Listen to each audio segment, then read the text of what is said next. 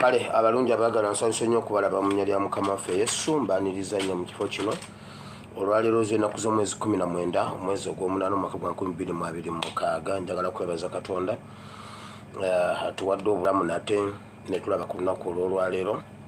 Bingi ebiriwo mu ggwanga tetusobola kubimalawo, bingi bye tuyiseemu, bingi by'oyiseemu, bingi ebikunyiga, bingi by'owangudde, bingi ebikutiisa, naye tukkiriza Katonda nti byonna tujja kubiyitamu. Bayibuli egamba twebaze Mukama mu buli mbeera yonna. Teyatwawulira mbeera ki oba nnungi oba mbi, naye Bayibuli egamba mu buli mbeera yonna. Bayibuli egamba twebaze Mukama.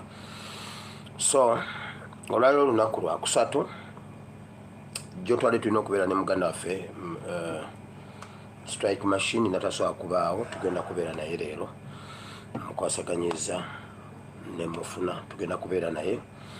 Tugenda kubeera n'ekigambo. Ekigambo kyalo kirimu ngenda kwogera, tugenda kubeera mu Matayo, wandika Matayo 25 olunyiro olusooka tuka ku 12 story yonna gyeggwera eyo, naye nze ngenda kusomako ennyiriri ezisooka entonotono. Kinasinzira bwe tunaabeera n'obudde. Matthew chapter 25 from verse 1 to 12. Then we have Ezekiel chapter 36 verse 25 to 28. Ezekiel essula Ezekiel essula 36 olunyiro lwa 25 okutuuka ku lwa 28. Leero ngenda kwogera ku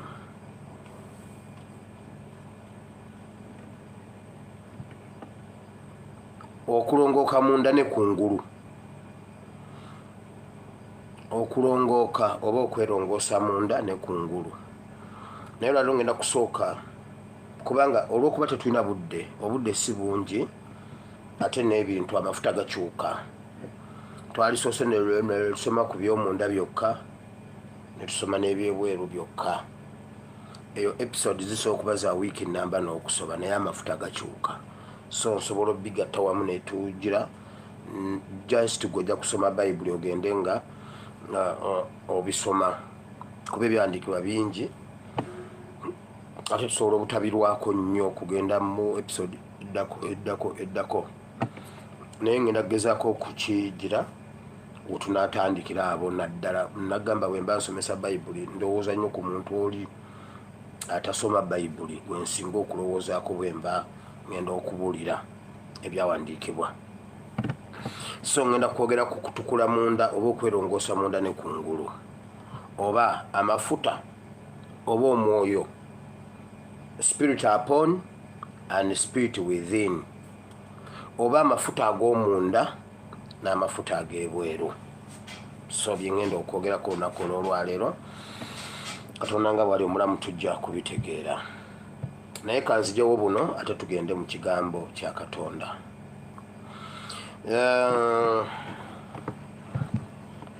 Waliwo abantu besigenda kwogera mannya newankubadde nga manyi mbimanyi gye bigenda okugwekerera yonna. Naye waliwo ettemu erigenda okubeera mu Uganda nga lya muntu munene mu gavumenti oba abantu banene mu gavumenti. Mbamanyi amannya kuba babateesezza mpulira, naye sigenda boogera. Naye bamaze oku media ez'ewaka ne media ez'ebweru eziri international ba agents baazo mu Uganda bamaze okubakola ki? Okubategeeza enkwata gye bagenda okukikwatamu. Bakipike nnyo nnyo nga bakubye omuntu kati ennaku zino gwe bapisa okuba omunene bagenda mukuba amasasi. Bagenda mukuba amasasi. Ye agenda kufa amasasi mutte muliri ng'eri abakaweesi. Kirage nti mu Uganda mulimu bamafiya, mulimu gundi bajire bakiteeke ku opposition bwe bityo sijja mwogera linnya kuba yinjagala bamunyatulire ddala. Naye kyemunalabirako mugenda kulaba amawulire gajja kukipika nnyonnyonnyo gakibeereko n'ageebweru. Nkikomeza okuba bwe naakinnyonnyola ennyo ajja kumanya, bajja kutegeera. Eryo ettemu mulirinde essaawa yonna ligenda kubeerawo. Naye mujja kulaba media, international medias n'egundi bajja kibeerako nnyo era basobola okusookera ku mukazi oba ku musajja. Balage nti mulaba Museveni agezaako okulwanyisa ekintu ate bano abakigira ate bo baganye kyobulaba.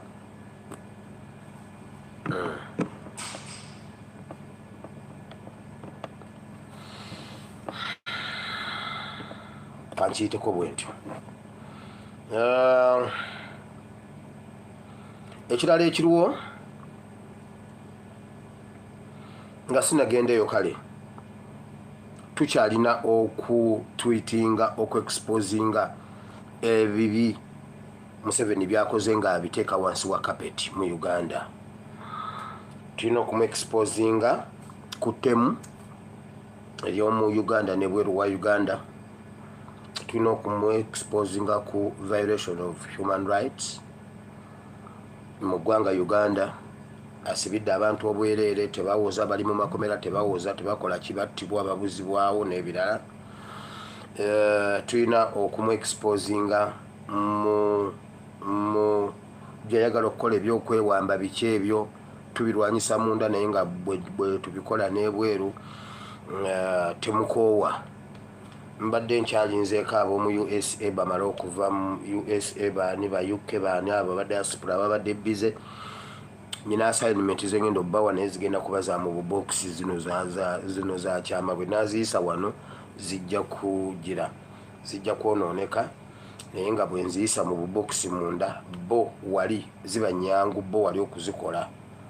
Bo wali ewaabwe kijja kuba kyangu aba diaspora be bajja osobola okukikola naye babadde tubadde tetusobola batikka migugu gino eminene nga babadde n'olukuŋŋaana olwo. Kati ngenda zibanjulira, ngenda zibawa mu bubokisi bwabwe bennasobola. Of course bonasobola bamalayo kati buli omu ajja kubuulirako munne gwe yeesiga amulikuruutinge.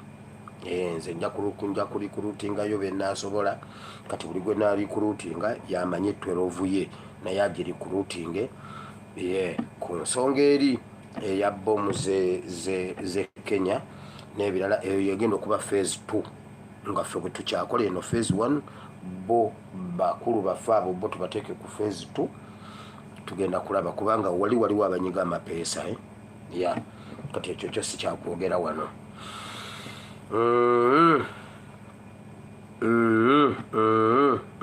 So tumwerabira ku nsonga eyo nzizeeyo kati olwo programu eba etandise kuba nyina strike machine essaawa yonna ngenda kuba muleeta. Njagala kwebaza mukadde waffe muganda waffe omukulembeze waffe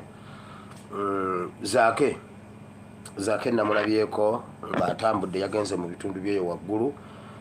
Waliyo oluguudo olutindo lwe baalyako essente biliyoni 12. Bano balamu nga bakyali mu bino ebyekisiru bino eby'obusomerosomero. Era njagala okukuutira abanuupu mwenna n'abaopposition mwenna. Museveni yayonoona eggwanga lyaffe n'amala okulyonoona kati ate alaga mbu yayagala oddirwanirira through ne Nammeere. Babajjako omulimu gwammwe mmwe abalina okuba aba opposition abalina okuexposinga gavumenti. Mmwe mutudde babatadde mu bukiiko muli eyo mwogera luzungu olutalina makulu. Babbalamu katate bebaagala okutwala ekifo kya opposition. Ababaka ba NUP buli constituency yo erimu ebintu ebyo. Balamu ava atya Kampala ajje mu constituency yo exposing ebiriyo nga omulimu omukulu ogwa MP ebyo bye mudda mu kwesirwaza sibanyi mbuno mwatugulidde ambulance. Omubaka toyina kugula ambulance, omubaka oyina kugoberera ssente y'omusolo etambula etya mu constituency yo. Mufulume buli omu abeere Balamu uwa constituency ye musobole okuyiwamu ekintu kya Balamu amazzi Balamu ali mu kutwala opposition kye yandikoze. Balamu bayina ekintu bagenda bakuba emitima gy'abantu babalage nti mmwe temulina kye mukoze kubanga nakugamba dda Piero yeye yagala kwebrandinga nga opposition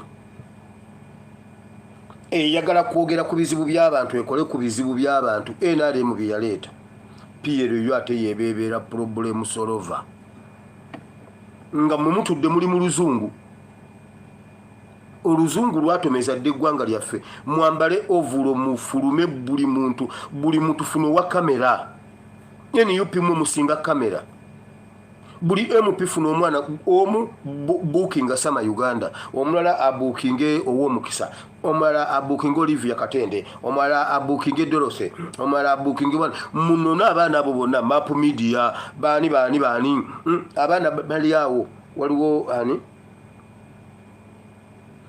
abana bangi nnyo ababeera ku tiimu yaffe abudu wa Bobi baani buli MP funa munnamawulire otambule naye mu constituency yo mugende mu masomero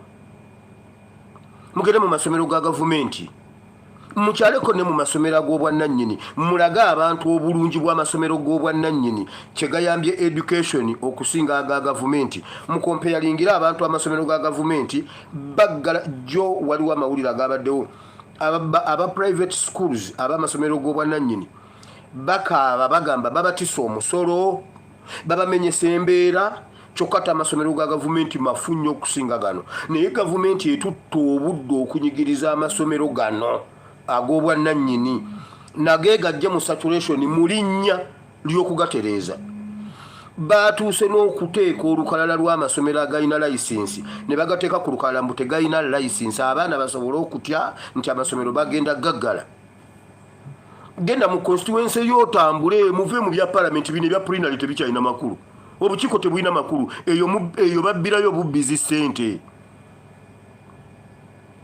mufulume mwenna kati bw'aba Balamu nga ye mukozi mwenna mufulume mubeere ba Balamu muli eyo mutudde muli mu kwogera nzungu abakazi muli eyo musibye bubina nkugambye buli lwabagenda mu palamenti n'alyoka asiba ebbina n'alyoka agira n'ateekayo awo ng'atuuka awo ng'ava ewaka agenda mu palamenti wano ng'agenda mu plenary wano ng'asibye ebbina wano ng'asibye ebbina ebintu eby'ekisiru mutambule mu constituency zammwe musobole okubuutikira kiri Balamu balina space gye babatwalako naye temukiraba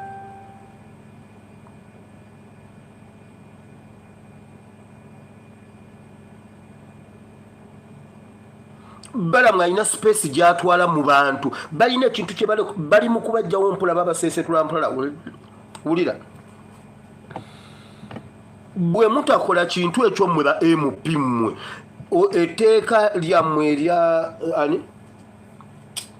rules of procedures ligamba enkuŋŋaana 14-15 okukujja mu palamenti misinga entuula 10 olyokoddeyo otuule bukyanga tutandika guno kino ekisanja supiika yakalabikako omulundi ogu ng'ate alina ku Zoom former speaker omulundi ogu ate ng'alina ku Zoom obudde mugende mu bumalire mu constituency zammwe to expose government erina Balamu balina bye batuulidde Balamu agenda ku ssomero mbuno alina essomero lyagambye mbuno omwaka liweebwa millions 150 omwaka era akigatta 150 millions per year taamu 3 omwaka gubaamu taamu 3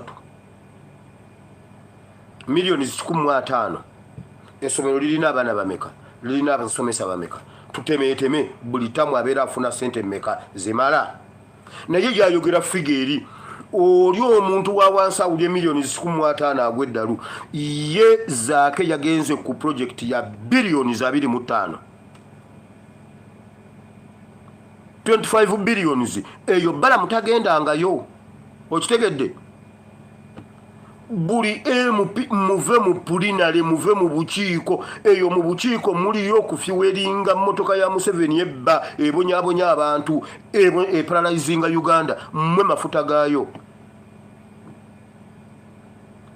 mufulume parliament mufulume obukiiko oba obukiiko mu butwale mu bantu. Oyo omukazi wangadya yalinyirira eddembe ly'obuntu. Bwe muba mugenda okutuuza nagundi oyo mwatulaga parliament esobola ogera negenda etuula eggulu mu kawunda gundi ate nga waliwo abantu muwadanku nyingi bw'oba ogenda kuyita omukazi oyo bw'oba ogenda okuyita oyo omukazi wangadya kwata akakiiko okateeke wakati mu tawuni mu sitenseni otuuzaawo omukazi oyo wangadya abantu bakuŋŋaane bamulumirize emirundi gye bamutwalidde fayiro zaabwe n'azituulako. Yita abantu abatwala fayiro zaabwe mu kakiiko wa wangadya bajje ne wangadya jje bajje mu Kosase mumubuuze fayiro z'abantu abo ziriwa. Waliwo ekintu Balamu ne Nammere kye bali mu kwambula ku opposition omulimu ogwamu ate abenaaremu bagukole. Balamu ayogere ebiruma abantu emitima gigenda bwe. Omanyi lwaki omusajja w'ebweru ajja n'asigulamuko omusajja awaka nga ddala ng'amaze okutegeera omukyala kyayitamu ewaka ng'awuliddeawo olugambogambo. Olowooza lwaki baddereeva batera okwagala bakaboosi baabwe? Omanyi lwaki? Nanti abeera ku steering guninga eno muyomba omusajja nga bwamunyumizaako nso omukazi bannange nedda driver n'awulira oba omuntu ali okumpi. Omuntu ayagala mukazi wo taba waawala abeera wakumpi awo aba amanyi biki ebiri mu nju. Ebyo byatandikirako.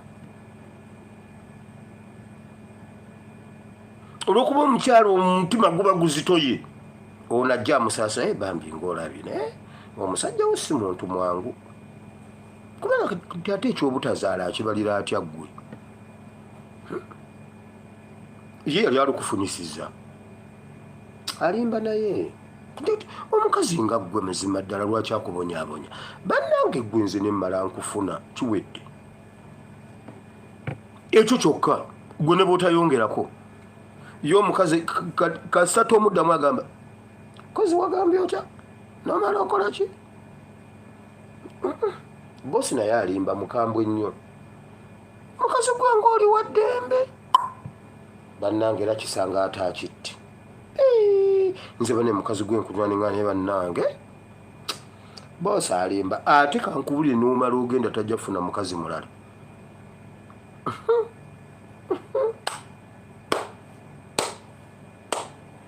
Balamu byali mu kutukola. Balamu byali mu kukola abantu. Nti Balamu kati ye yefudde icon. Baagala kozesa eno kyasinga His Excellency Kyagulanyi taliiwo abadde abyogerako. Kati Balamu ajja aziba egaapu ya Kyagulanyi.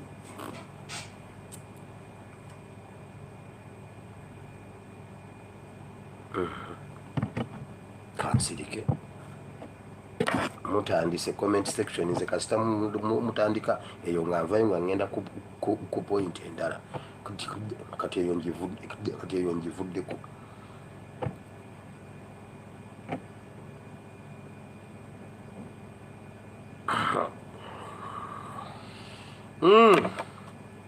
So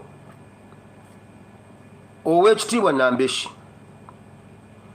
Oweekitiibwa Ssenyonyi Honorable mufulumye ba MP bammwe bagende bazibe gaapu eyo. Bwe munaafuluma mugenda kulaba nga gavumenti ebiggalawo. Mufulume gavumenti ebiggalewo ne Balamu atuule. Balamu bw'aba atambula mutambule. Mbabuulira nkugambye omuntu bw'atyo bw'atwala omutima gw'omukyalo omufumbo.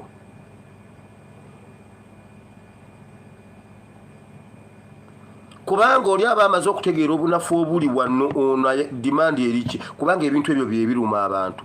Naye buli lwe byogerwako Nammere na Balamu. Nammere na Balamu. Nammere na Balamu. Muligenda okudda mu bantu.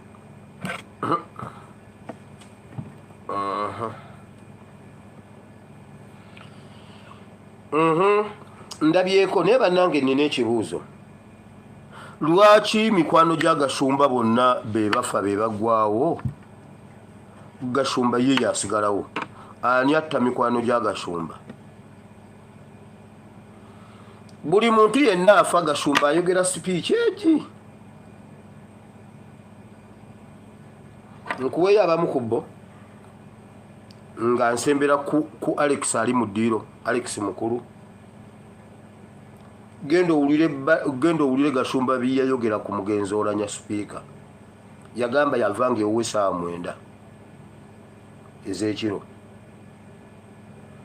Genda owulire Gashumba bye yayogera ku Yichuli nga bamukubye amasasi. Genda owulire Gashumba bye yayogera ku Tamale Mirundi. Genda owulire Gashumba bye yayogera ku Muhanji gwe bawa obutwa. Genda owulire Gashumba bye yayogera ku Sheikh Muzata batte. Genda owulire Gashumba bye yayogera ku Kawesi. Genda owulire Gashumba bye yayogera ku Kirumira. Genda owulire Gashumba bye yayogedde ku Alex mukulu.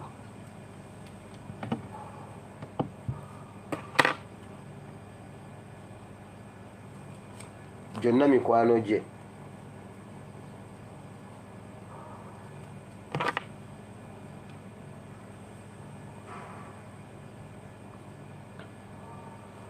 Ne Kawesi yali tanywa. Ne Kirumira yali tanywa mwenge ssebo. Muzata yali tanywa mwenge. Tamale Mirundi yali akombako bukombi. Yichuli yali tanywa mwenge.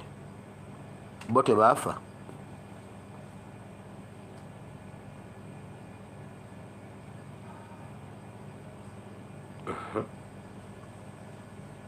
Bano be bafa gwa abeerawo.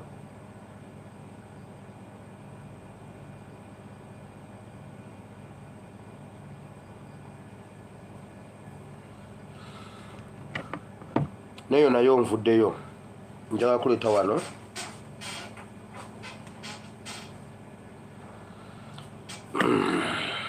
Kino nakireeteramu kigambo kya Katonda. Obudde bugenze bino kambireke ku bantu sereeti.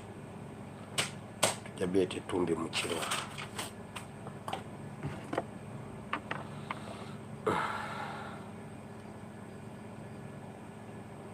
Ababaka ba NUP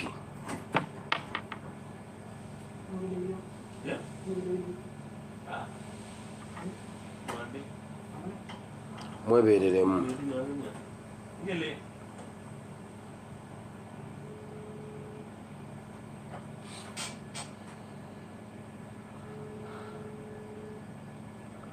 Hello. Are you ready? Gwezetegese bulungi. Kale sebo. Kati nno abantu zikuwulira. Wali ku live eno. Ejo mbadde inina okujja mu live eno but CGJ because of some unforeseen inconveniences that came up, but wetuli watuuse leero jaginyiga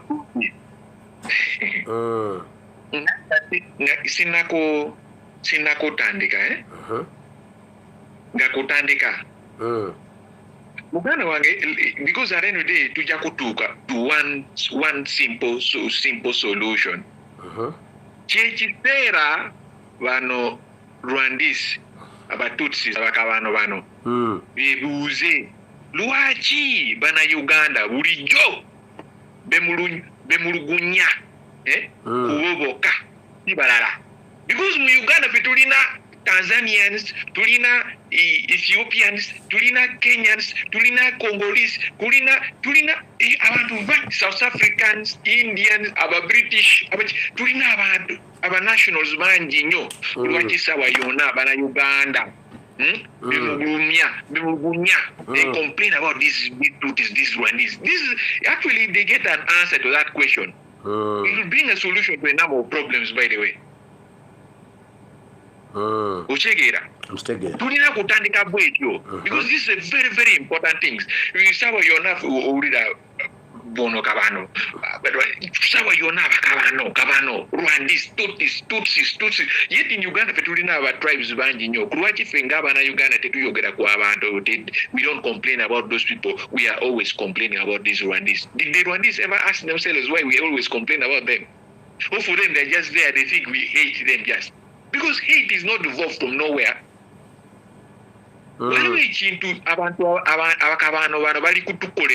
That is very inhuman and very insane. That is unacceptable. That's why we are complaining about them. Complain is see aware. We are just tired of what then we are talking about. No. There is something that these people are doing to us, that are doing to our country. That is killing our country. But Gwanga mu Uganda. I think we don't have anywhere to go apart from our country, Uganda. Uganda is our home, our identity, our everything.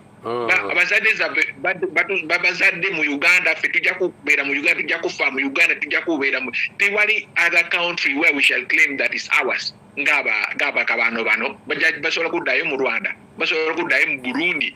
Oshegera babanja Kongo bagamba bakongo basobola kuddayo Kongo basobola kuddayo mu Somalia nga Salim Saleh asobola kuddayo wale because that is where his parents come from. Ochegera basobola kuddayo ngaba na Uganda guize ngomucholi gulinga mu Muganda olinga mu Soga olinga mu Gisu ga mu Toro ga mu Chiga simene ga mu Nyoro ga mu Langi ga mu Karamojom oja kugenda wa tewali Uganda only. So that means Ochegera then uli is sometimes sometimes funny yakuluzima matama yo muno mukone uli wali is a shiri ebyabufuzi bikwata ku kintu kimu gwe olina mu mmere yolia elini obyobufuzi engurugo otambulamu elini byabufuzi gundi amazi gonywa bubufuzi ebyabufuzi simanye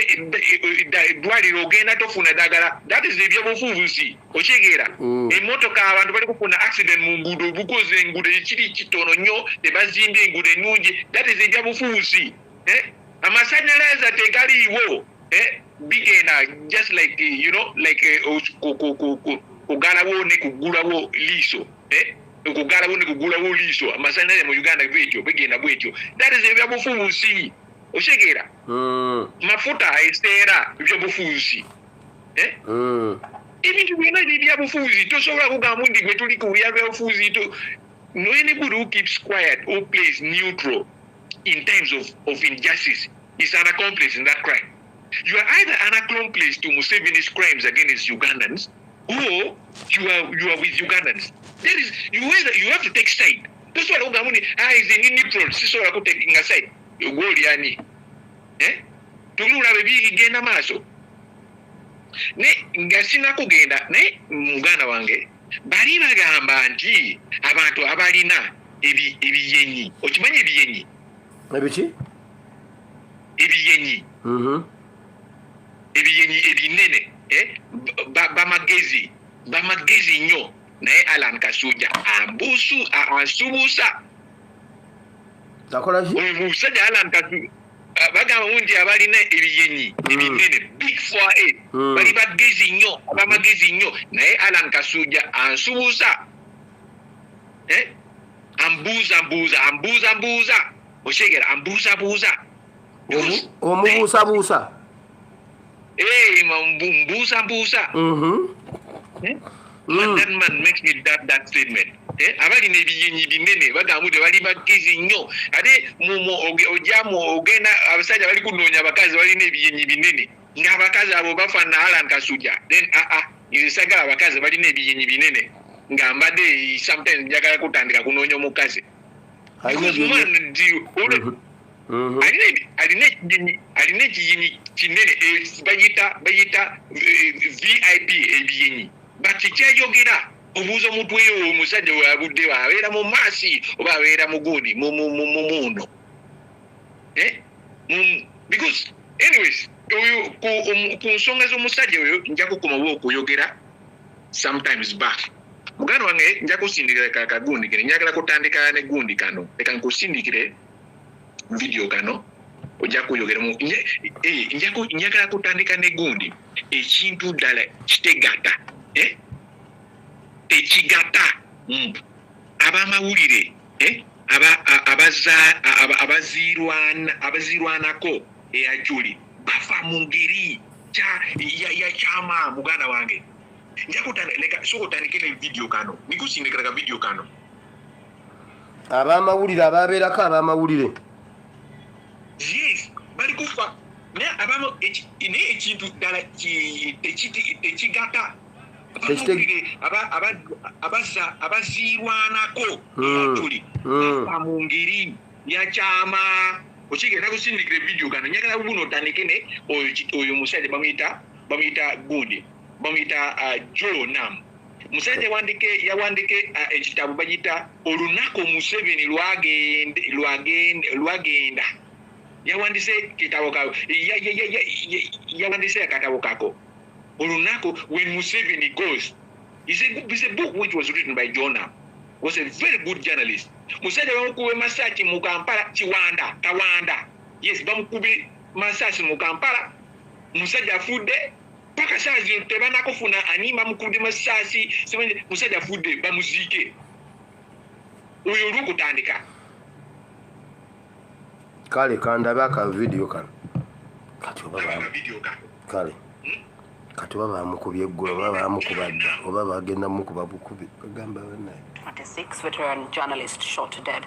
This is Joe Nam, who was shot at night by gunmen at his veranda. Yes. Veteran journalist having been shot dead by an unidentified gunman at the veranda of his home. This is in Kampala, the city suburb. 55 years of age, a former journalist with a new vision, having been shot to the head and thigh at around 1 a.m. in the morning at Kawanda Central. This is in Aweru district, division in Wakiso district. This was in the wake of Sunday. The masked gunman who had a pistol made off with the deceased's mobile phone. And the Kampala Metropolitan Police Deputy Spokesperson Luko Westjide saying that preliminary information does indicate to the unidentified armed assailant shooting and killing him, and the suspect who was masked fleeing the scene immediately after the incident, the body having been taken to the mortuary at Mulago Hospital for post-mortem as part of investigations. And the other teams on the ground are still there to establish circumstances under which the incident happened and what could be the motive for the shooting. Now, many of you who may not be knowing Joe Nam, he was a renowned journalist who covered bits of business, environmental and politics, and since his retirement from active journalism, he had been carrying out consultancy work and also writing a book. He had authored another book titled The Day Museveni Goes, which focused on the transition from President Museveni to another leader. So that is also some sad news to the journalism fraternity. That being said, you also get to look at Bobi Wine set to return, vows to intensify struggle with Robert Chagulanyi, leader of the National Unity Platform, having been set to return. Akubye di masasi.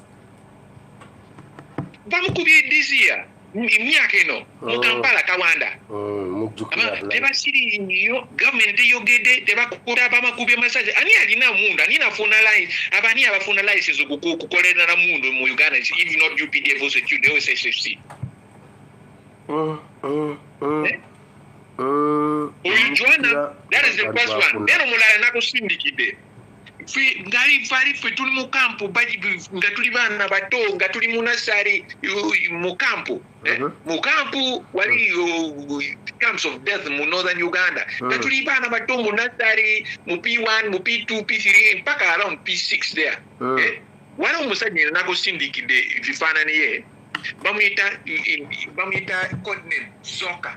Musajja we badde itulira radio go yagala kuwulira radio owulira musajja azanya biyimbi bikola biki ayogera mu radio ali journalist nini yo veteran journalism acholi musajja musaazi no avunda okuva mu magulo Lubuto ne Vivi ne Bundi ne Mikono afunda from nowhere bagamba bunti oba cancer or bichisimanye Ulbamita soccer inyakakuwa evidence because bagamba bunti ulbamita soccer muri omuntu omugali mucholi oli ku myaka like 2001 2002 2003 up to 2007 there 2008 Joka was the most famous guy in the whole of northern Uganda. Gohura ku radio uchakura musajja yogera azanya miyimbi akola bichi ebintu binyo ku media efiti tutwamanyi ebintu bidini no anything musajja musazi navunda ku bigere magulo lubuto avunda ali waka mu kyalo tasobola kufuna dagala. That is why we told these people Lubuye was very important nasina kugenda wale wale omulala bamuyita La Chambel kwa muzike gudi like month ago. La Chambel abada akozera simanye ukimanye this war that was in northern Uganda for 22 years. La Chambel was one of the crucial persons in the forefront of fighting for peace to return to northern Uganda. Ayogede ne government Museveni muve mu ebintu byakonyi Museveni mugende muve ku ebintu byakonyi konyi tayagala gundi bichi ayogede nnyo musajja yalwanye for peace kujja mu northern Uganda ba musajja afunye stroke musajja afudde bagamba oli afunye stroke izinya kuwa the evidence just sato but waliwo abantu bangi nnyo okimanyi omuntu afana stroke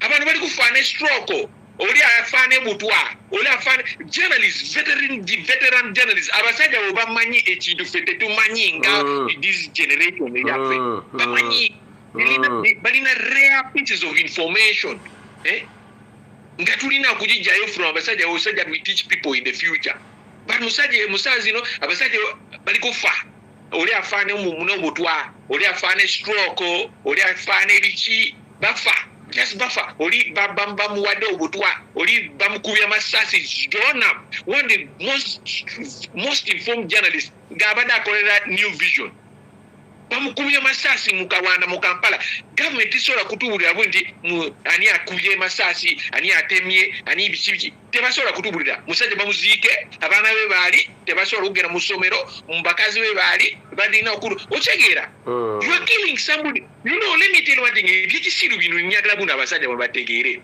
the life of a rich man of a thief like Kutesa is equally important as the life of omuntu wansi okyegera nyagala kugenda maaso leka kusindika video kano nyagala kuyogera ojukira mu nyagala kuyogera ku nsonga y'abasomesa sawa Yona owulira Museveni science teacher science nga Museveni ayogera sawa Yona science owulira sawa Yona owulira Museveni ayogera science naye mu makage tewali yalina abafu okusoma science bwekibanga kyaliwo oba yagenda ku kusomero because tetumanyi oli simanya agezi mu S2 oli simanya yowulira nga nze mbulira ku magundi okyegera sawa Yona science sukozanye kagundi kano. This was recorded by a teacher. I always post this video here on my social media. Omusomesa alimu asomesa primary school mu northern Uganda mu West Nile inarua soko wiki ki musomesa agamba ayogera mu luzungu abantu basobola kutegeera kale downloading sawa Yona science oyogera ebintu bya science nga tomanyi kye kiriwo mu science wakabo ku makage yennyini Yona tewali omuntu yasome yalina abafu okusoma science bula Peter kawundi mujeno muwozi yasome science Patience Kabogozza Yona yogera simanya ali pastor mu pastor guli ugamba buno uli kumpi ne Katonda asobere Katonda tata wo ali kutemula abantu umuganda wo afuna emusanyufu okutemula abantu simanya nkoye ne kutemula abanweri ifukonyo kutemula abakongolisi nkoye kutemula abanubu mu basement simanya kukuba abanupu kukola torturing Katonda wo asanyufu is he happy with what your brother your father is doing to people? Yagamba abakubira wa? Yagamba abakubira wa mu basement. Akuba abantu mu basement. Simanya good. Omusajja afunye omusanyufu ku torturing abantu bad things. You know what will we remember Moses for? For torturing people, for killing people, because he stated that for killing foot soldiers, for killing the Nueri, because that's what he says. He wrote on his Twitter handle, Sudan, for killing Congolese. That's what we remember him for. Will you tell me one fundamental thing that Moses has done to Uganda that will make him be remembered even when he dies tomorrow? Nothing. Kamala okuplayinga akatambi kano tulabe.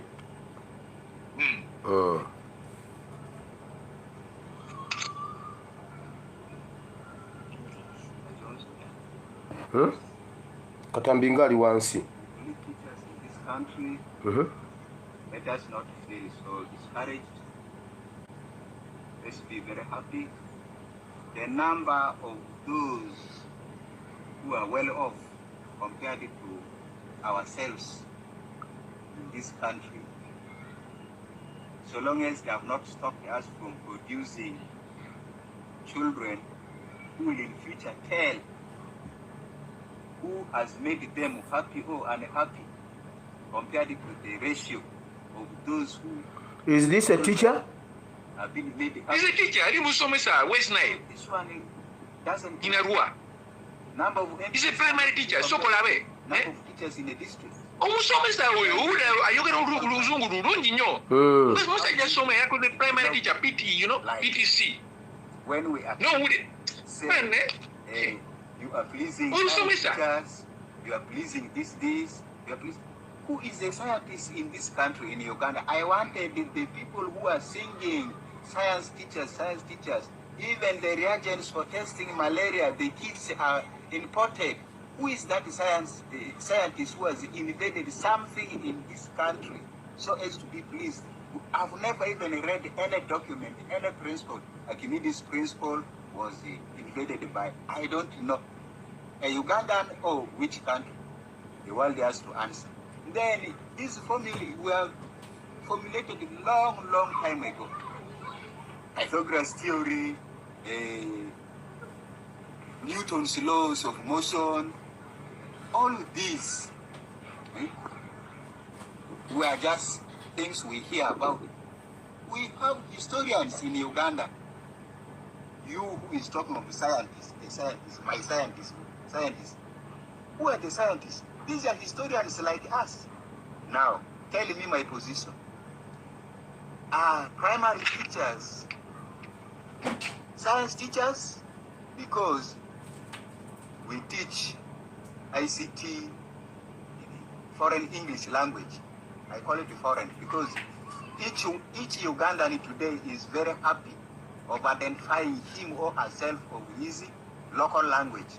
But for me, I don't want my little English I bought. I must make use of it.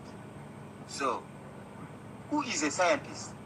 Tell me, when are we going to space? Who is that scientist who has now invented a means of going to the space? When are we going? And whichever disease have we named, have we discovered on our own? When even Corona came, we ran it to the West. Where are we going? Are we there to bring unity or we are just there to make fun? It is good to say people go to school, but Ugandans are very good, are so nice. They are so good. They are so good. They have never taken any legal measure. I qualified as a grade 5 in 2008, if you count up to now. They have not appointed me. I would have now gone to a certain level. You are telling me to go to degree. Which degree? Degree for madness or degree for earning a living? What is education? Is it to make you worse or is it to make you better? Telling me, you people who are listening, I've been following TikTok. TikTok was giving a lot of elaborations, lamentations on teachers. Oh, they needed the teachers salaries to be increased by 300%. But whoever, whether UNATO will come up with something, once they are called into State House, they keep quiet. But what is happening in the State House there? That makes people keep quiet after being called. Are you there being given something, or you are not being given something, so as to let our efforts sit down? But when shall I be called to State House also to keep quiet? What is there in State House? Please tell me. You represent us when you are called, you then also run away from us. Are you representing the people in State House, or you are representing us? See how you have caused all of this to me. My children and my grandchildren are seeing, God is seeing, angels are seeing, all creatures in this world are seeing. Bambi. They will judge one day. Oh. This segregation did not start with us teachers. It started when they were giving the judiciary a lot of money. That's why they have changed the cars over cars, cars over cars, built plots over plots. They are happy. Then it has come to some people who are supposed to determine their salaries. Like strike.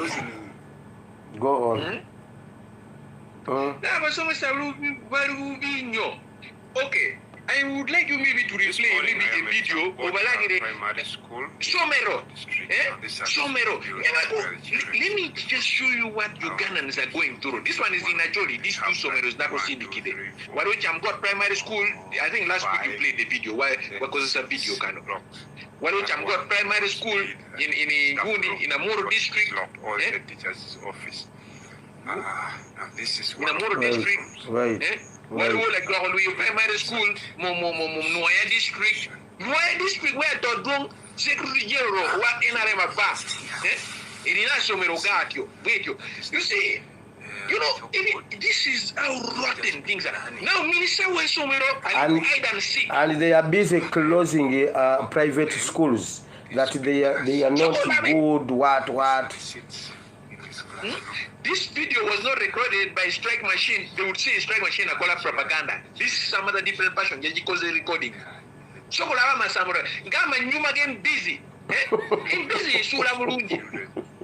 In busy Sula, like seriously, in busy Sula, Murungi.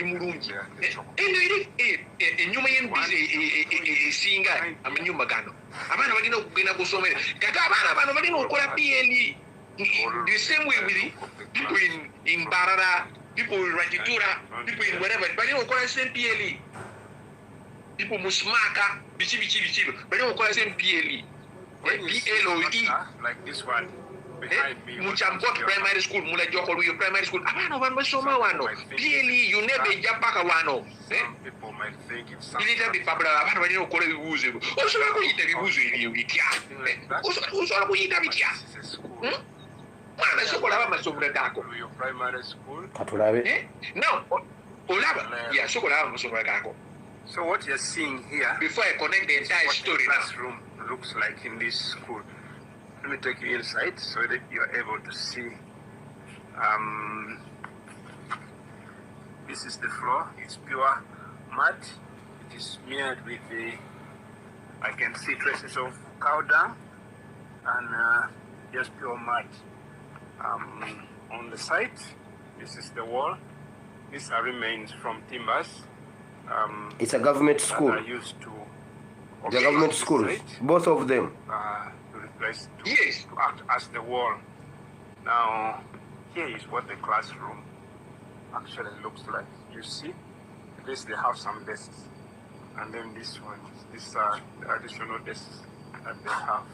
These desks were donated by Save the Children. I think it's change. Is it Chance or Change Education? Chance Education must be a program.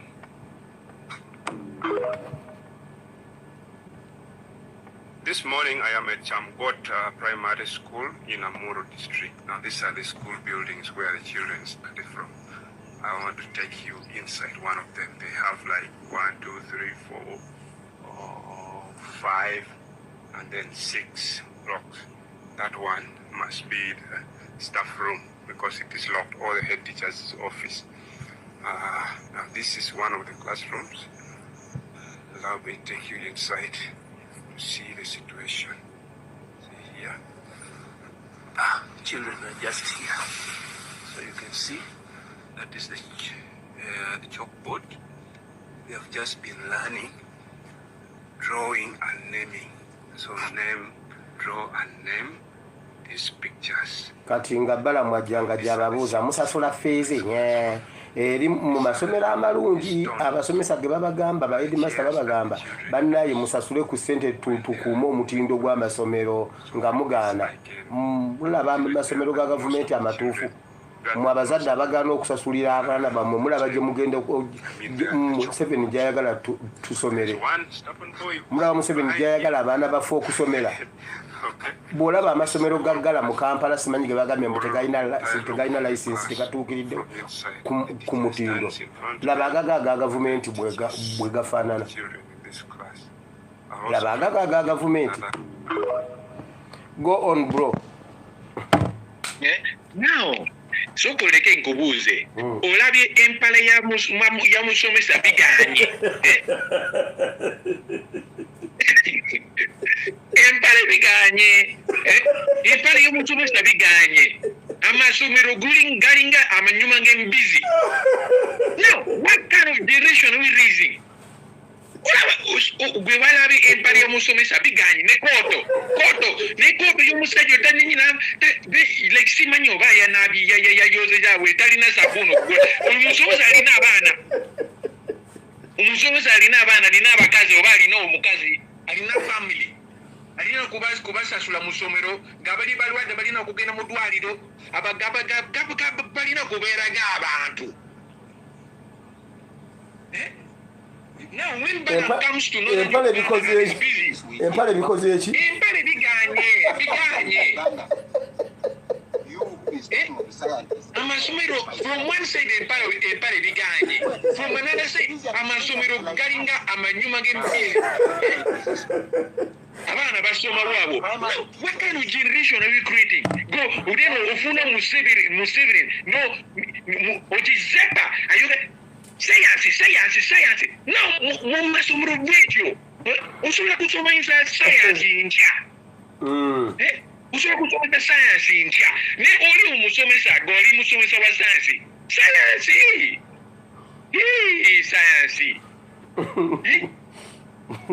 olaba ne odero ja ofuna Museveni yatali omukazi oyo senior S2 dropout ajude mu ministry of education tayagala kugenda ali mu hide and seek ne parliament musazino paka sazino nga tuyogera tasobola kujja kugundi kukola vetting tukole ki olaba kinyiza omuntu nnyo. Let me tell you bro, this is really very heartbreaking. Ochegera abasajja bano tebapaayo abaana byabwe Rumaya agenda kusoma paka Sandazi mu taxpayers money sisende ya tata we taxpayers money abana oli owanita amonga abada soma mu UK owatafire walabi agenzi mu graduation is it mu UK abana abasajja bo bagenda basoma wero fringa abana Uganda abana bafe ne families abo basoma mu Uganda olaba we the one is shit. That's why is it chinyiza nnyo ng'ofuna omuntu ayogera ensiri ku bibindi by'abafuuzi njaku ku oluyi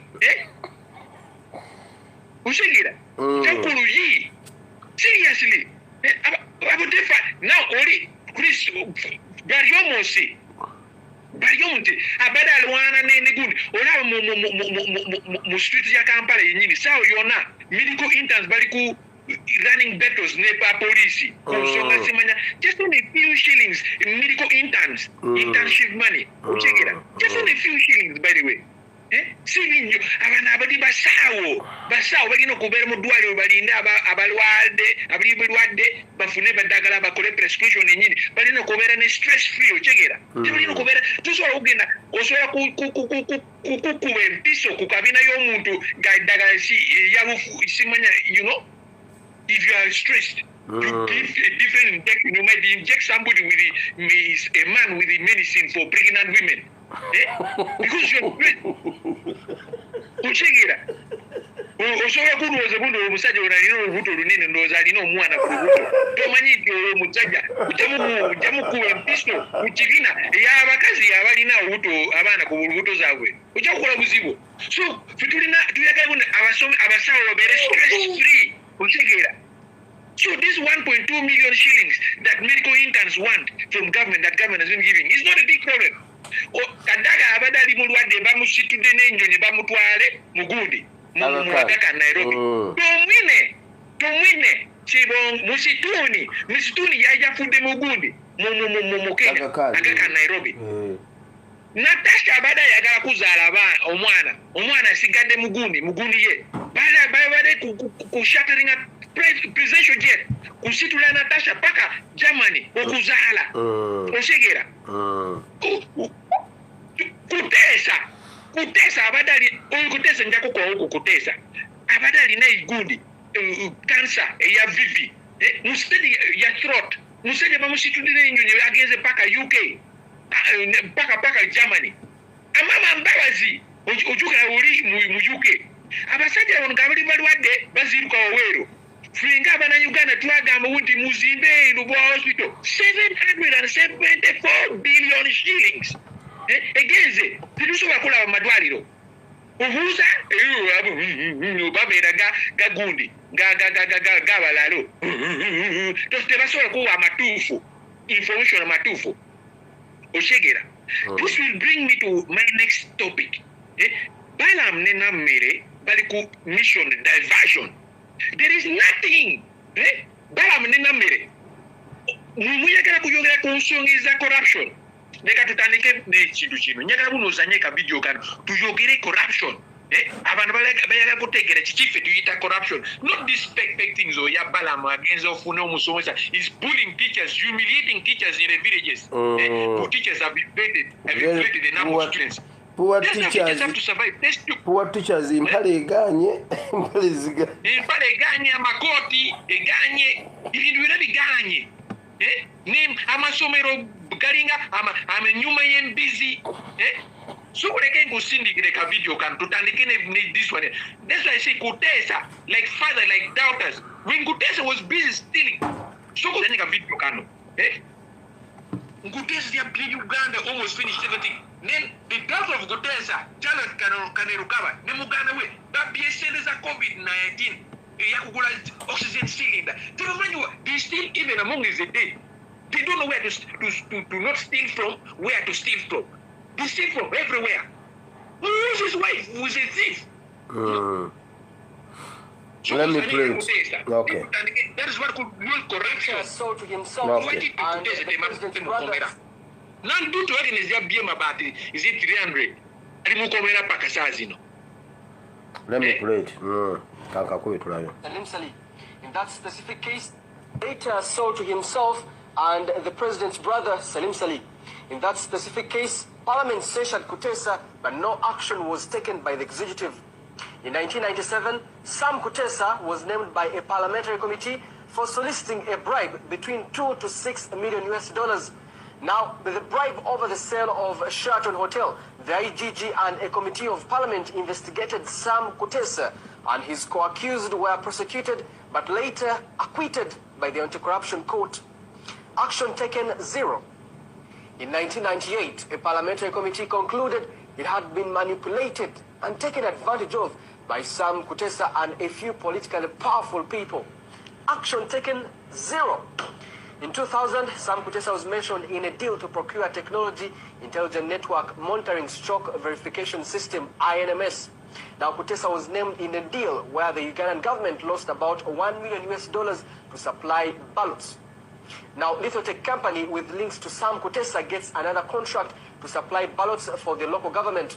Action taken, zero. In 2005, Sam Kutesa was named in the privatization of Uganda Dairy Corporation Limited, UDCL, a deal Rwamirama described as outright robbery. Now, in this specific deal, Smartmatic Inc. connected to Kutesa.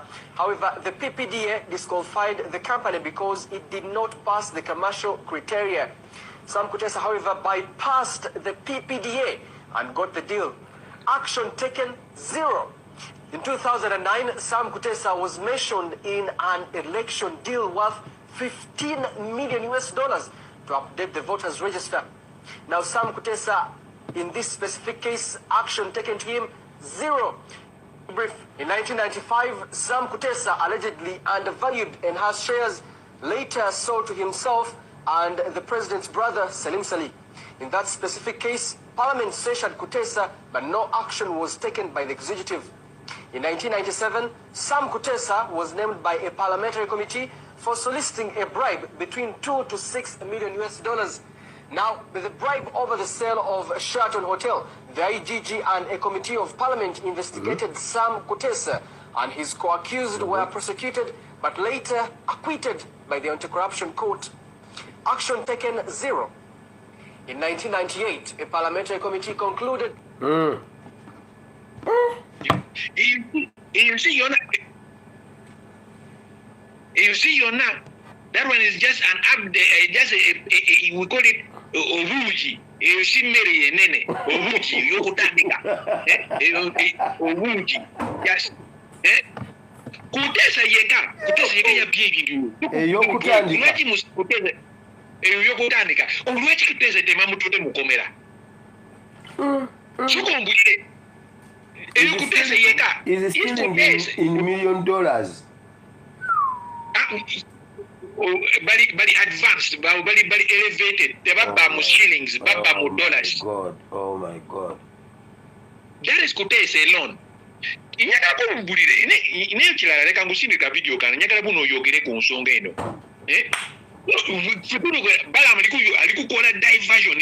I'm trying to put one statement that Balaam's mission is a big diversion, one of the biggest diversion that we should not even fall for. Issues of corruption is not a grassroots.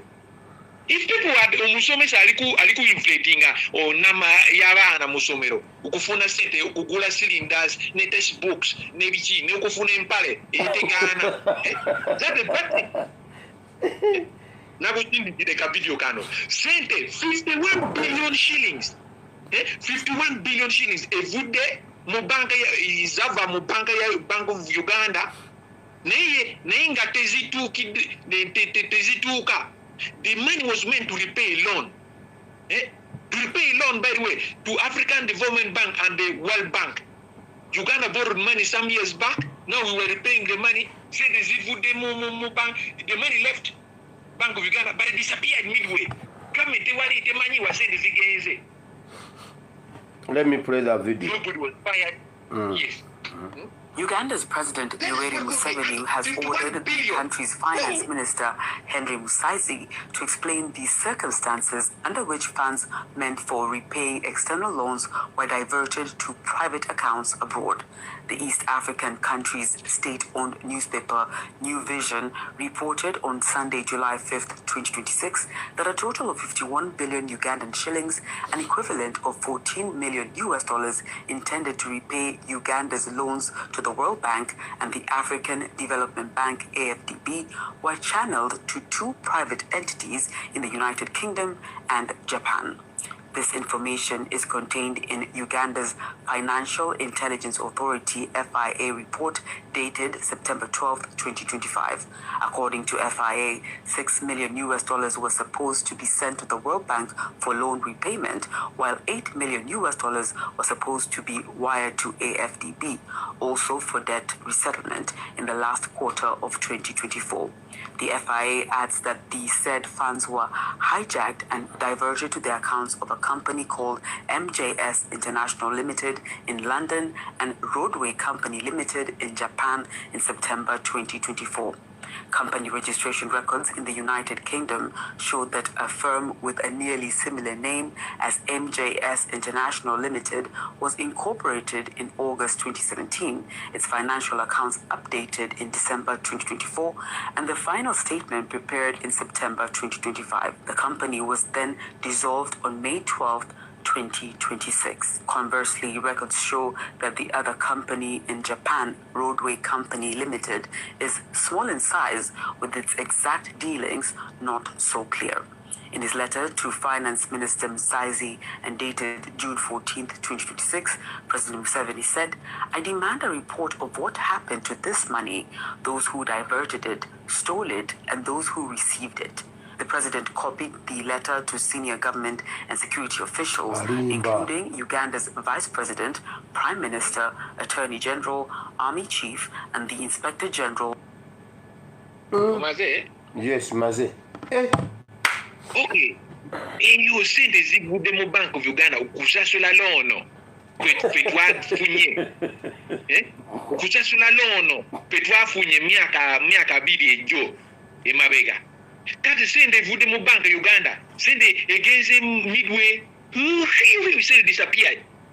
The one that Amatufu said that it was diverted to two accounts, one in Japan, then one is it in Gundi. In the UK. Yes. Yes. The money disappeared just 50. Now, Musazi, Tuli now Kunonya said another 51 billion from Musoro Zafe, Ukusesola Lone. That's real corruption. 1 billion disappears and nobody discovers it, nobody finds it, and nothing is done about it. Is this serious? Then Ofuna Balam Nero Wuto Echinene, Jundene Negundi with the worms. You know, Balam's Ali Kukola big diversion. Is it Balam Ali big diversion? Ojekera. Ali big diversions. Ruto ye ejudene envunyu omanye envunyu ali ukola deworming ura musaje go nechila like awule. This one was when we were still young in those days in 2014 is a Nimo primary. I mean Nimo senior, yes, Nimo senior, secondary, senior for seminary. But so cabinet are approving. I just want to give you some highlights. Corruption to justify my statement that nakusindika kafara kanu. This one ebate limu Kampala in simu noto. So cabinet approved simu noto in Kampala. Cabinet approved 175 billion shillings. Yeah, I remember that. Yeah, I remember that scheme.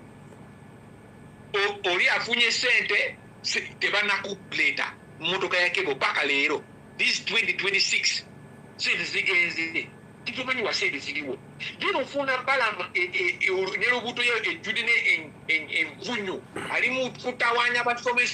Malikutawanya abantu aba district simane bichimu northern Uganda musiye nyimi. That's what ni bala ya jimu northern Uganda tagenda musumire aba lazime ga nakulagide tagenda musumire amalungi tagenda mu chalo aja mu city baliku touringa abasajja baliku touringa ochegera.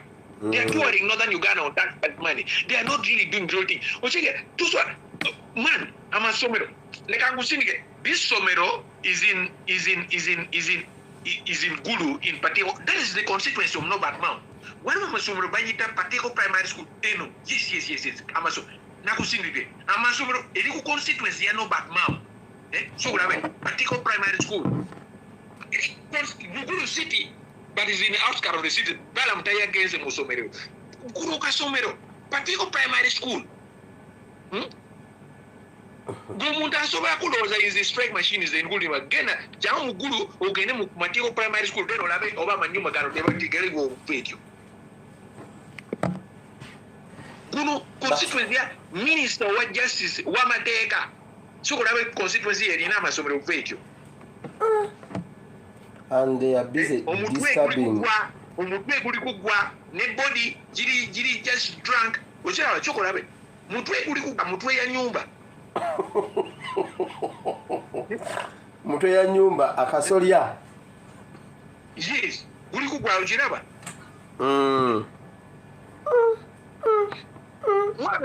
Laba muto gwa nyumba. So now you understand when I say Balamusu Gundi to in northern Uganda is a big diversion. Kukola diversion. Oshigera. And everybody will go back and say PLU because nonsense. Now, Malikunonya 15 billion shillings from Parliament. When did PLU become a government entity? 15 billion, co-printing at Chitawachamuozi, 51 for the 51 dimension. Mega go printing a chitabu cha muozi. Can you imagine they want to get money from PLU wants money from Parliament, taxpayers' money to print Moses' book and then distribute to Ugandan. Now, bayaka kubabira amasomero. Then oja kutwala ku masomero ga nakulagide. No musomesa oja kufuna omusomesa ya nakulagide. Impale eganye, koto eganye, amanyumba eganye, balinga enyuma y'embizi. Then to ogamba wundi olikutwala. Let's see this.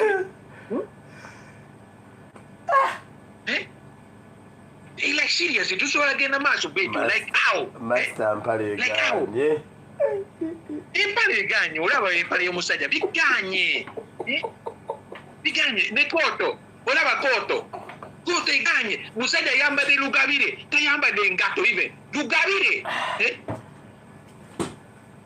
Uyali musomesa yasomye alina abaana alina abakazi alina omwana abalina okugenda mu ssomero balina ofuna ddagala galibirwa ogenda mu ddwaliro tosobola kufuna ddagala ofuna panado koyatemu tosobola kufuna golina malaria ogenda mu gundi mu ssomero ofuna abasomesa empale eganye kote eganye biki ebintu byonna biganye tonosobola okola eki tukole eki of identifying him or herself. Abasajja bano nga bali balwadde baziruka waweewo For me, I kufuna dagala, kufuna advanced treatment. Tuagame wenti muzimbe Lumbuye hospital so that every single citizen in Uganda afune equal chances of survival so that we all don't die. Because they want to go to far. Who is that scientist who has now? Then everybody go or Wacharo, or Ali Mufuzi, or Alichi. Everybody ask somebody that love them, that consider them dear to them, that they care about, or somebody that they pay at school, or somebody that they care about. It doesn't mean whether you are rich or poor. That is how life is. Now, why do you think your life is more important than the life of the other person in the village? That's why if Tuagamud do not even use their money, Tuagamud taxpayers' money, 774 billion shillings against the Boateliwo. Pakasazio, the Boateliwo. Abanabaliku fane cancer mumulago because there is no advanced equipment for treating cancer, chemotherapy and some other germ cell cancer cell some initiatives and other sciences. They worry. Now, wali wo gundi ojukira during COVID-19 time is njagala kuyogera ku nsonga eno. Museveni alowooza nti we kiba nga si mutuusi oba munyarwanda olwo tewali kirungi kyonna kisaanidde okubaawo. Oshikira, they don't think any good thing should come from it. Ujukara wale guy bamita Ogwang, Professor Ogwang, over good university. Museveni during COVID-19. COVID-X. Yeah, COVID-X. Museveni yatonde COVID-X. Museveni bamuwadde omuswat obutwa. Museveni alina stroke. Tasobola kuyogera. Tasobola ku apama mu mpaliye. Afudde. Let me say afudde almost. Professor Yenini, afunye COVID-X, yatonde for COVID-X, government who should have come in place and supported this initiative so that the country can develop something. Bamwado butwa, musade tasola alina stroke, apamu paliye, afude, let me say afude. He's become useless. This mentality, you have a mindset that you think that nothing good can come out of Uganda if it is not from a Rwandese or a Tutsi or from Museveni's family. It's a very wrong mentality.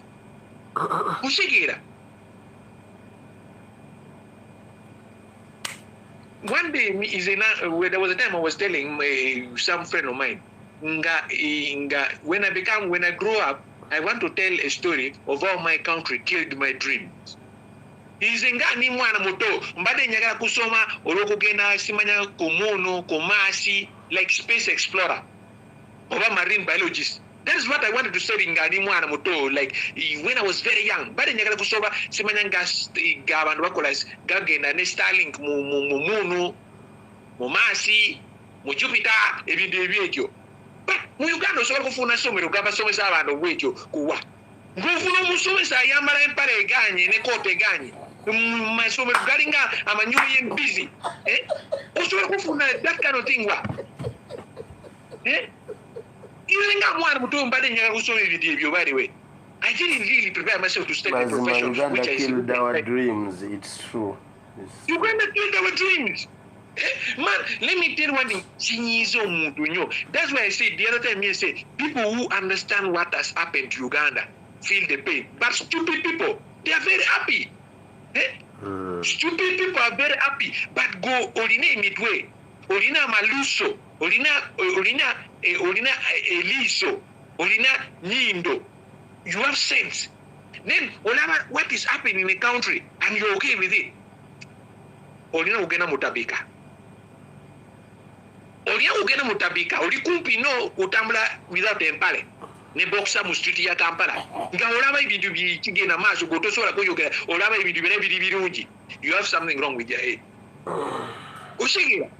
My country killed my dreams. And see is a yeka. Now first of all for us we are born even in camps. Fetubade mu campo. Campo mwana mu campo. When I sometimes sit and think about what we went through in the displacement camps, Olaba, tears come down my face. But then, you know, even the brothers to my mother, like over 6 of them were killed at Buchoro, buried in that mass grave, by the way.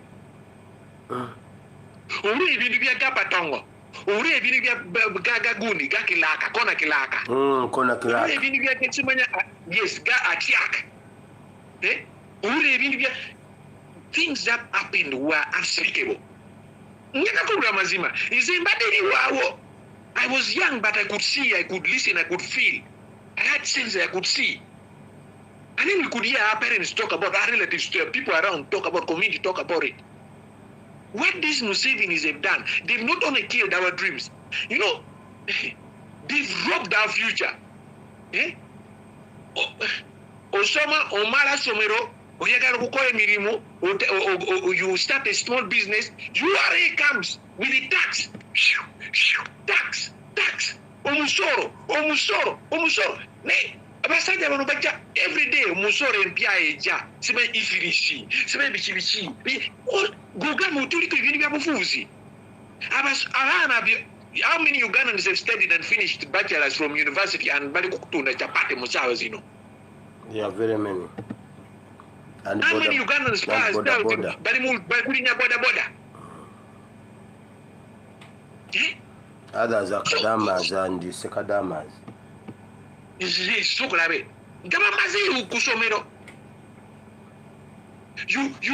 try your best to go out. Man, anyways, like I just want to tell you, in other words, I'm trying to explain that Balamusu and then Namere,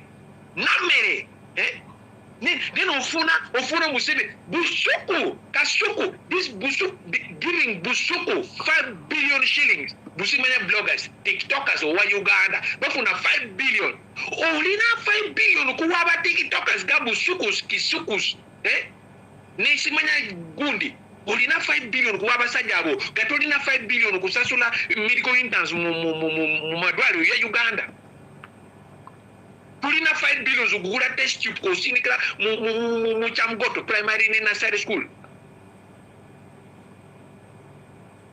Then you say you are normal upstairs and also Olina Sawa Awedde okugenda ku open ku launching airport mukara moja g'abantu bali kufa gatebali amere tebali na chokolya olina mitwe Awedde okugenda ku launching airport. Then you are normal.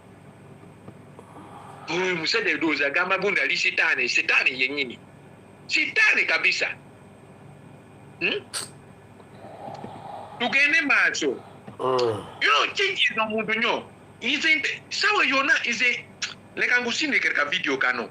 Because baga mundi fetu yogera they don't have evidence. Evidence ndikuba wa full dose. Fetu ka mundi full dose. Nyawa evidence. Olabeka evidence kano then abasneja bano batekere bwenti fetu manyi chifetu yogerera mu. Twalabye. Tuliku feeling ebintu ebyo. It's acting us. It's really paining us. We wouldn't be talking about the Museveni. I hate talking about names like Museveni. I hate mentioning those names. Names similar like Kataha. I hate mentioning them. But because they are just, they are just too much. They are not seeing a video can.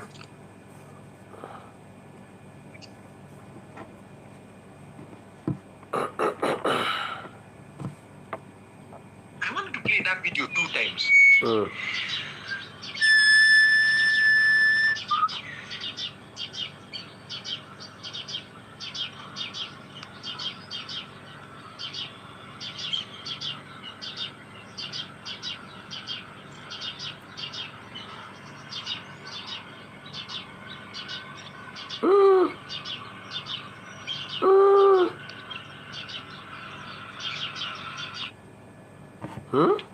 Okay.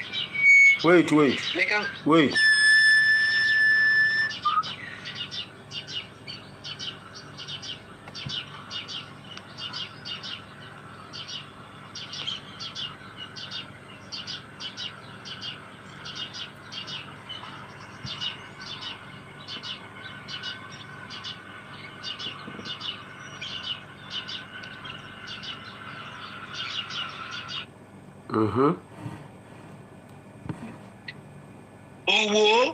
Fisheries unit, the fisheries unit as a UPDF, the one of the fisheries unit, they went and launched an operation. They took away all those boats. Those were confiscated by fisheries unit.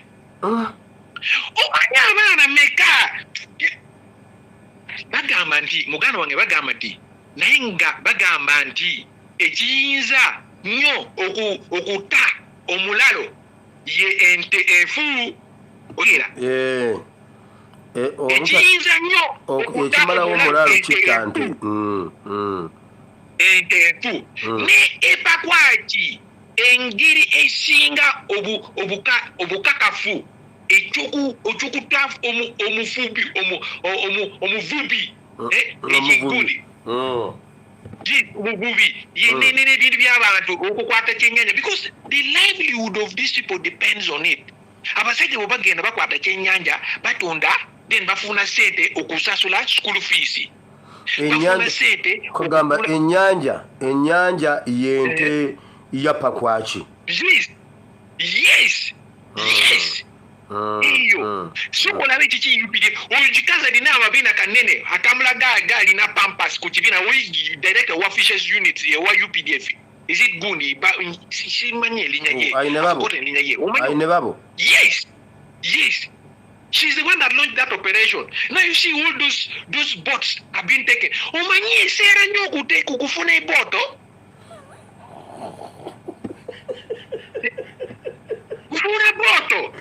Kufuna boto esera nyo.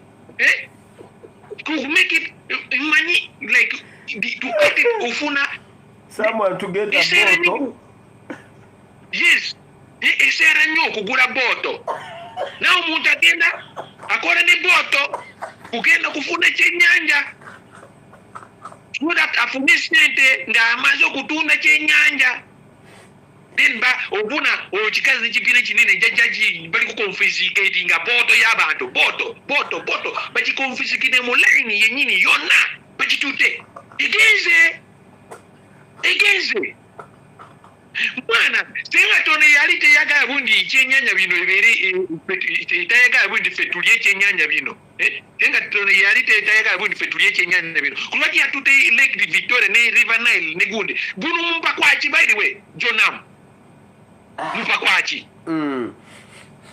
If God did not want us to eat this fish, why did he bring this River Nile or this lake here to us? Why did they take it to the Bazungus to the Bazungus in Europe or in the US or wherever the fish that are taken from Uganda exported to go to the Middle East, wherever they want to export the fish from Uganda? Why did God bring this fish here, this lake, this rivers here to us? Now we could take our boto yabantu. Boto is the lifeline of people. Boto eli ente eyabapakwachi. Ekirumu omuntu abalalo bafuna enuma nnyo basobola kufa bakabaga embizi nga ente bafumite n'obutwa. That is how these West Nilers abapakwachi bali kufuna. Ng'otute boto. You see, I even made sure that the bridge was seen. so that you can understand that this was in Pakwachi. Because Gatetwana Agabundi bridge ya Pakwachi, whatever bridge kako, in Pakwachi.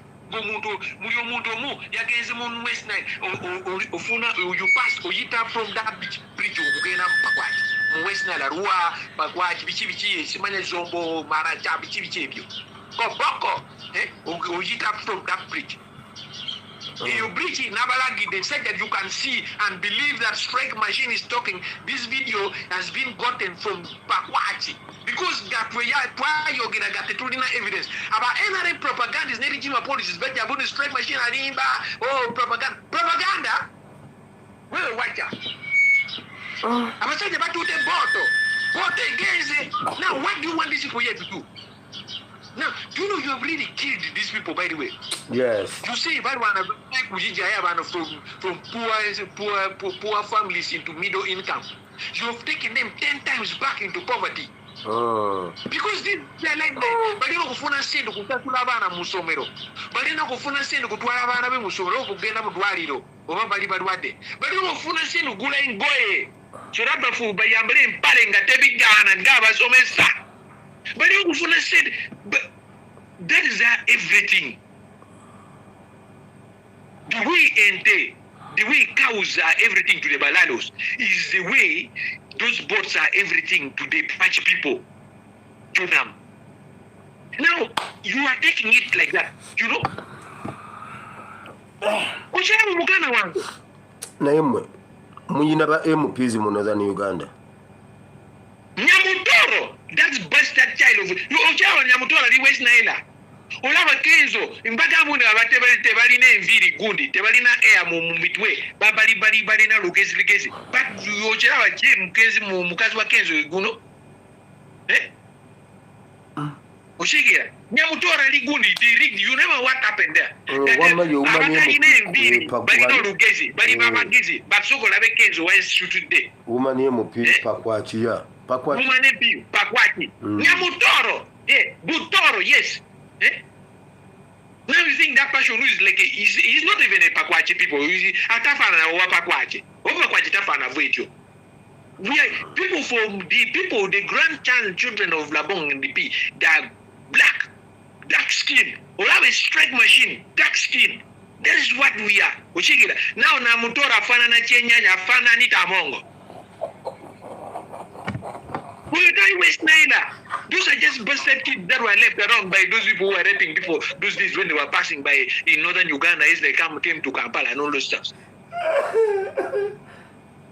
Nyamutoro nani tamongo bafana na bali bazigu you know chegera. Ojukla umuntu ali West Nile. Opa kwachi. Twinga ali upa kwachi dark skin. Ochegera. So you know, let me tell you one thing, Mugana wangi gakutu. They do so kugenda maso vetio. When ubaka wa parliament tasobola kuyogera ku nsonga amababulire tebasobola kuyogera ku nsonga vetio. Ndabira sino okunya babulire bayogera ku nsonga gabasemanya bintu vetio. Tebaliwo ononya abasajja tosobola kubafuna. Ononya musajja ononya babulire ne camera tebaliwo. Naye strike machine. Lwaki teweesimbawo last term? This term. Iki tewajja. Lwaki tewakontestinga ku MP gundi? Like tulabe maso. There were some things that you know tulabe maso 2031 elikuja. Teliwala. Musazi nuize ni citizen journalism tuyogera free roll tewale amateka tewale bichi tuyogera uncut oshegera but goli mu baka wa parliament goli bichi tosoba kuyogera ibintu bilala tosoba kuyogera mo oshegera but 2031 alikuja you know we need to prepare. I was preparing for 2031 so tujja kugenda maso bwensonga eyo sometimes so laba kichiriwo ekichiri kugenda maso. When we talk about things, there are too many different. We don't talk because we love talking. You have soul. Now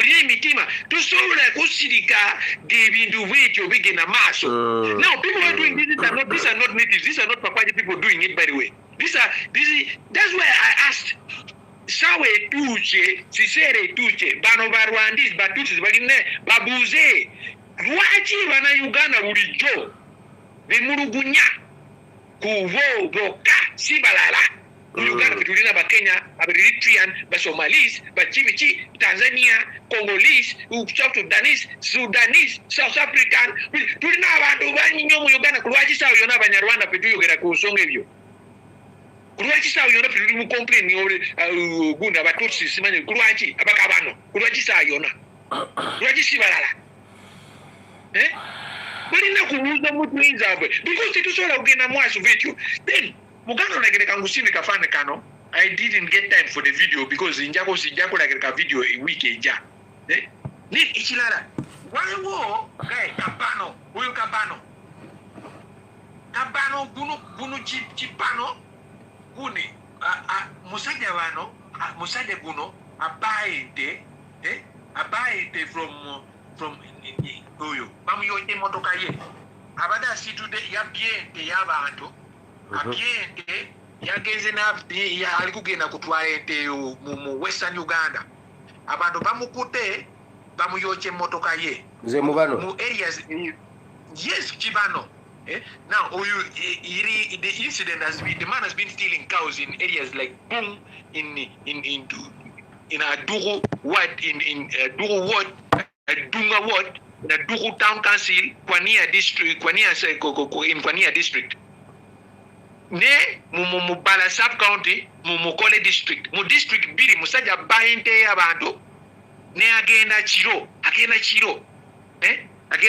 atune ente somewhere else ochigira agenda atune ente abayinte from Gulu agenda atunda mu Kampala mu abatwa agenda atunda mu Bunyoro alika bano no abantu ne abayo bamukute omubiono amusome asome gune asome dwana na gulo ne galo red-handed asome dwana galo mu galo red-handed ne bayocha motoka ye ne chifu cha police instead of thanking those people police edikunonya abayocha mu motoka ya musajja tebasente bakute musajja oyo bamulese bali kunonya abayoche emotoka ye musajja tebali kunonya oyo mubi wente yet very many bakoze report mu police case we knew over 100 people reporting their cows getting lost their bulls getting lost getting stolen in the night tebasobola kukwata musajja oyo tebakute musajja oyo bagenze okukwata abayoche emotoka ya musajja ne muliro sokolabe mateeka mu Uganda ekola etya abakazi zibba abaana musajja zibba ente my god bafuna bono oba ente bamukwata bamutwala mu police ofuna bono oba abaana y'abantu ngotosobola tolina ebintu byakuzaala oba abaana y'abantu ogenda ofuna bono naye tukole ki aba criminals bafuna bono ate bali criminals bali kumukomera foot soldiers wa nupu bali banyu mukomera paka saa zino ati bafuna bono okira mugana wange kiri very very serious tulina ebintu binyinyo you know kiri very serious tetusobola kusirika ebintu bigenda maaso vetyo then olwokumalawo mugana wange ojokera wiiki ejo leka ngusindikire kano lwokumalawo osome leka abantu bawulire kintu kino somale egambye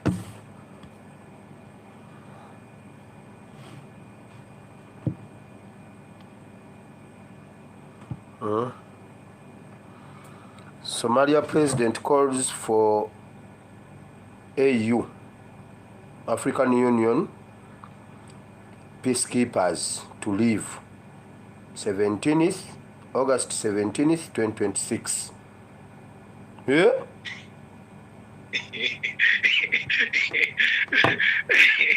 Kata Somalis bategede bundo musajja basajja bano bagenda ka peacekeepers but tebali ku peacekeeping mission Barikukola akatemba so that the situation continues exaggerated like that and also so that bafune business. Ojukira is a nakulagide video like angusine ka video kano. The other time gafetwa yogere Gaza Uganda yagala genda mu Gaza muli kutunonyera bizibu abasajja botere batumanyi fetetera bwe tufune bizibu n'abasajja babala raps tishaka kufune bizibu nako sindika video kano so kudeka kano ali mu amase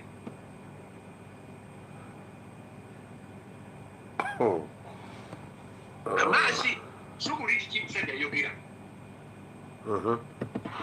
This is just beyond imagination, man. That's what you see there. These are soldiers from Uganda sent down to Gaza. This guy has arrived in Gaza to help peacekeeping.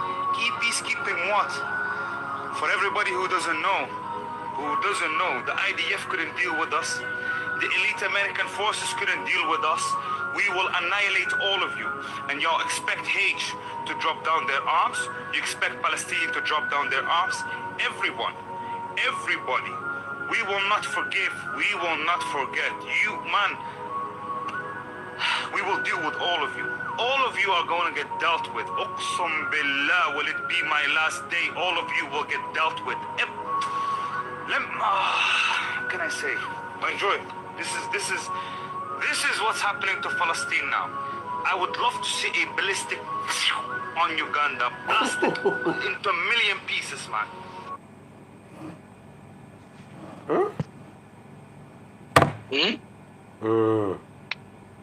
Abasajja bayagala kutusindikira missiles mu Uganda tebamanyi nti ffe tetwagala buno aba UPDF bagere mu buno.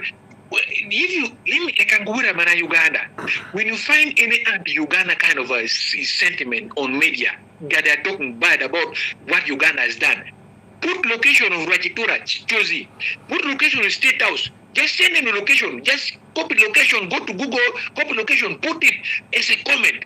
Say, this is where the criminals stay. Just say, this is where the criminals stay. Eh? Because the just copy. The money Google location what you chose. Rachitura, Nakasero State House, copy that location, put in those comments. Just write in a comment, just write, this is where those criminals stay. Send the missiles there. Not in the whole Uganda. Abasajja bado za fe tuli gundi tuli ku gundi we are drinking cold water tuli kunywa amazi enyogoga fe tuli kunywa chai omukalo eyocha tuli kusukale abasajja mabye ibintu byonna bali kututeterizibu bagenda kunonya problem mu Gaza, problem mu Somalia, problem. Now these people hate us. They think we support whatever these people are doing. Instead of like copy the Google location of Chichozi, of Rachitura, State House in Entebbe. Yes, say this is where the criminals stay. They're always there 24/7. Send something there, you will find them. We're also tired. People think we are happy with what these people are doing to the world, but we are very, very tired of them. Now, my last message go to the Ugandans. I always say, ngomuyagala mugenda mu NTV mu NBS simanya kunonya busimanya muli kumawulire muli kunonya mu Red Pepper New Vision gumunonya ebintu simanya kusoma kufuna ekiriwo mu Uganda. I don't know stuff. You are in a very, very wrong place. Very wrong place. Musanzi no wafetwa tuse tuli kuchifa chuita citizen journalism. Oshegera. Citizen journalism. Oyagala kufuna matufu ekiriwo mu Uganda. Jamu HPC mwe life. Mufune gena mu modrikai, gena mu komre Lumbuye. Gena mu noamutwe. Noamutwe. Gena mu gun mujja kufuna matufu. N'ebirala naba JB muwonge. Abantu bannyo bakola live. Mugeni musobola kufuna matufu. Now nga mu HPC live mwafunye amatufu bingi nnyo. Ibintu mwamunoza bundi munoza Uganda fe tuli mulungi fe tuli okay. Tetuli okay. Amasomero gulinga amanyume y'embizi. Empale ya musomesa eganye musomesa tesobola kubeera mu ssomero. Abali kukwata ebyennyanja te bugundi. Olaba eboto bali kukwata bali kujikofisicate omuntu wazaffe tuli bulungi nothing is okay, but the pain because they were camera elaba mu northern Uganda, they only say good things. Munoza tuli bulungi embarrassing everywhere. So it is a civic responsibility. What you should do as a Ugandan until your death, your last breath, you should have something worth fighting for, worth dying for as a human being. What is your thing that you really consider so dear if it's not Uganda? Because mulina relatives, nga bazadde balina abaana, nga tebazadde balina friends. At least fight for a better country for generation to live in after you are gone. Let's fight for a better country. Let's fight. We don't demand too much, by the way. We want good schools, so that the same education that their children, the children of Tafire, the children of Muozi, send us taxpayers' money, fly to go and study. Children of Mao go and study in Anita Among, go and study in the West. We also have it in Uganda, so that our brothers and sisters, our friends, people with whom we studied, grew up with, can also have a fair chance to study and get good career. We also want these hospitals that these people go to get treatment abroad. In Uganda, that's why taxpayers' money was allocated to construct Lumbuye, but they stole it. Pineti. Now, there is no much difference. It's very difficult to distinguish between Museveni, ADF, M23, Al-Shabaab. It's very difficult because they all loot natural resources. You saw what Museveni did in Congo with Utafire, Salim Saleh, Kutesa, and Mama Mbabazi. They're all alive, but we're the one now paying for the atrocities that these people committed in Congo. I don't know if the national systems even work. So they all loot, they all kidnap. Mutabani wa Museveni, whose son was bragging that he enjoys his style of killing the Nueris. His style of killing the new foot soldiers, in torturing people in the basement. If you no more passion in the aid, do you brag for killing people or for torturing people? Do you brag? If you no more passion in the aid, what will your children say? Romaya comes and then finds his father is writing on Twitter like this. What kind of message is he sending to Romaya? Ruhamia? So this kind of thing, it is our civic responsibilities. You're not doing it for Bobi Wine. You're not doing it for Noob. This is not about Noob, not politics. This is what called citizen journalism. You have a responsibility to take care of something that you find you are born. Now, baliku buying taka. You murikuzala abana obaja kuberawa. Salimu sala bien taka munoza ngare almost square miles of land. Abana obaja kuberawa. Mukampala mubende. Everywhere baliku buying taka, baliku kola bichi, baliku leta simanya gundi, yabwerere gundi. Vaccine. Banyita bitya mu Uganda. Vaccine. Okugema batugemi olunaku lumu tujja kugenda kufuuka ofuuka obugemi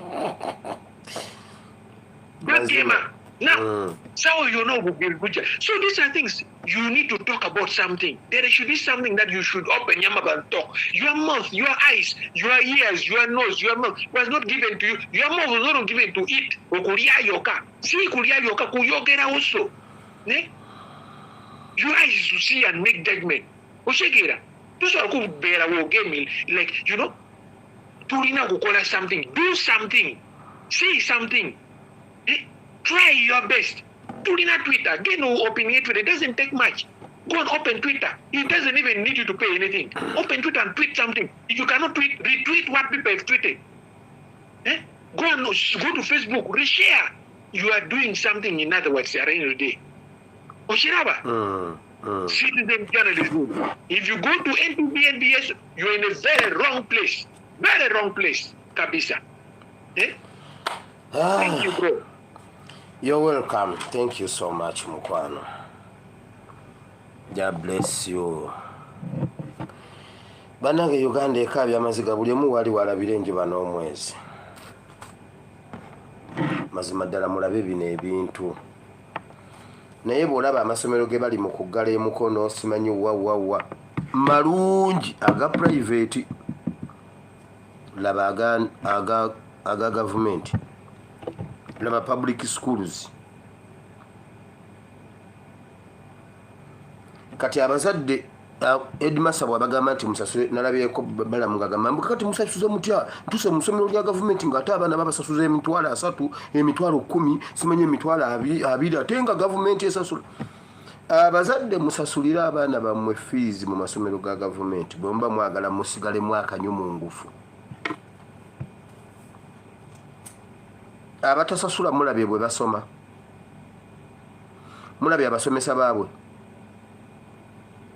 olabye omusomesa w'abaana ba Uganda omwana ayinza atya okurespectinga oyo omusomesa n'agamba kakwate ticha byamusomesa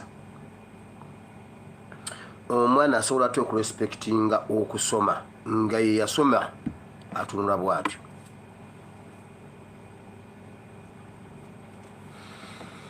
obudde bugenze ekigambo simanyi batunakigendamu obudde bugenze nnyo nate tetusobola kuvaano nga tetufunye ekigambo ebisigadde tujja bigendamu mukama tukwebazizza olw'olunaku lwolwaleero tukusaba ekigambo kyekitukuvu okituwe ganya ebigambo ebiri ku lulimi lwo bigende ku lulimi lwange bigende eri abatukuvu bo jangu osomese oyigirize mu linnya lya Yesu nange bwemala okubuulira abalala ate nneme okuba atasaanira in Jesus' name abantu bonna ne bagamba nti amiina olwaleero ngenda kwogera ku mafuta mba njagala kwogera ku g'omunda n'ag'ebweru oba okutukula oba okwetukuza munda n'ebweru Yesu olumu yali asomesa ng'ayogera ku bafalisaayo ne bakabona n'abalangira okwoza ku kikopo kungulu nga munda mukyafu naye nga bakulaga wano kiryokke kuba omuntu omulala atunula ku kikompe kungulu era bayibuli egamba basengejja ensiri ne bamira eŋŋamiya kati olwaleero njagala kwogera bayibuli etusomesa ku spirit upon and spirit within namwogerako kemabega eyo n'okutukula n'okwetukuza tulina okutukula munda ne kungulu kansooke mu Matayo essula 25 Matayo essula 25 waliwo olugero lw'abawala 5 bagezi 5 basiru wulira essula ya 25 mu biro ebyo obwakabaka obw'omuggulu bulifaananyizibwa abawala 10 abaatwala ettabaaza zaabwe ne bagenda okusisinkana n'awasa omugole naye bannaabwe 5 baali basirusiru n'5 be baalina amagezi kubanga bayibuli eyogera ku bawala 10 5 abaali abasirusiru n'5 abaali abagezi kati bayibuli egenda kutunyonyola lwaki ki ekyawula 5 ku basiru 5 abasiru n'5 abagezi kiki ekibaawula wulirawo nnyo wano weewali ekinyusi wulira sirusiru baatwala ettabaaza zaabwe ne bateetwalira mafuta naye abalina amagezi ne batwala amafuta mu macupa gaabwe wamu n'ettabaaza zaabwe obusiru bwajjirawa ku bantu bano 5 5 bagenda n'amafuta mu ttaala zaabwe kaakati gwe eyabeerako mu kyalo ddayo otwale ekifaananyi ky'ettaala y'omukono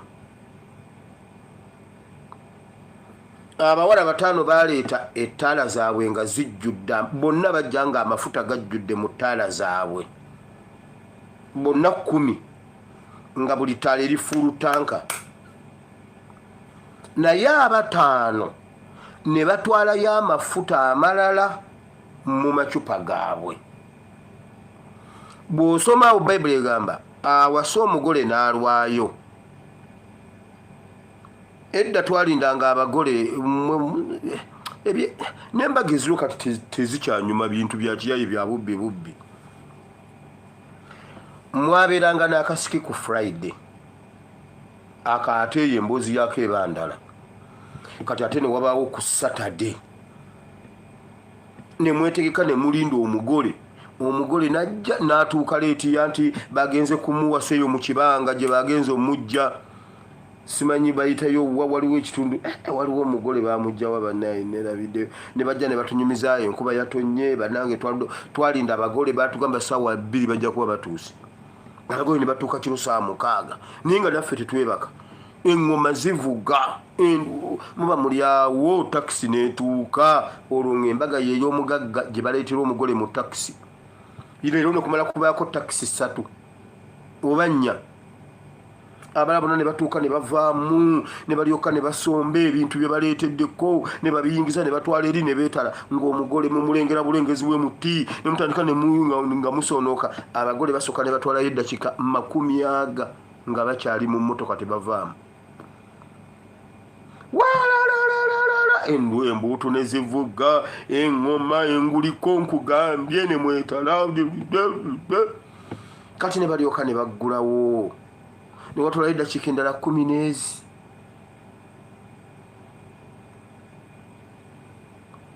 kati omugole n'alyoka atya bw'ati n'alinnya wansi awo nawo n'abeerawo eddakiika ezi n'okugulu okulala nako n'akulira bw'ati ezo nayo eddakiika ezi musindikagana ab'amaanyi basindika abanafu abato alina amaanyi akwetise ku mutwe olengera omugole yenna bamumyedde nkugambye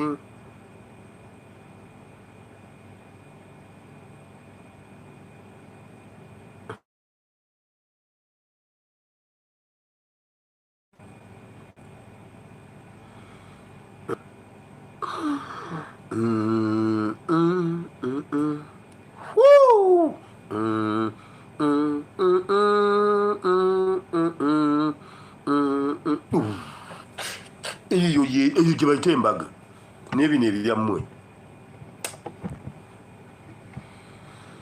kati wulira abagole bayibuli gamba nti awasa omugole n'alwawo abaatwala amafuta ag'omu ttaala gokka ettaala neganywa ne gaggwamu n'olutambi ne lwaka ne lusiriira ne lugwayo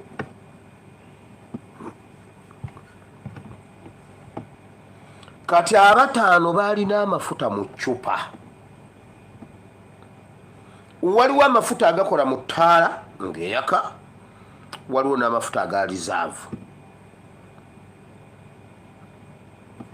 tuteekwa okwetegeka olaba bino ebyaffe bino ebya struggle abajja n'amafuta ag'omulundi ogumu bonna baavaako gaayaka ne gasirika gaayaka ne gaggwamu mu bayibuli mu ebiri mu buweereza mu bulokozi omuntu bw'oba olina amafuta ga ludda lumu ng'olina ga mu ttaala tolina ga cupa olina ga munda tolina ga kungulu olina ga kungulu tolina ga munda owedde otuuka olugendo ne lukulemerera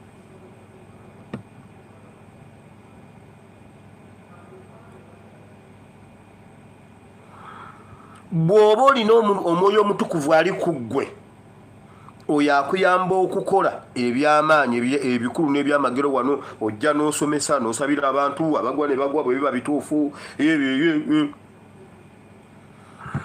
ate omwoyo ali mu ggwe aleeta obutebenkevu n'aleeta okulumiriza obutuukirivu ekibi n'omusango n'aleeta okukuluŋŋamya oyo w'omunda n'akomyawo entiisa ya Katonda si entiisa ey'okukankana entiisa eya respect Katonda n'aba mukwano gwo kati omwoyo w'okungulu n'akuyambako okukola bino kati akuwa ekirabo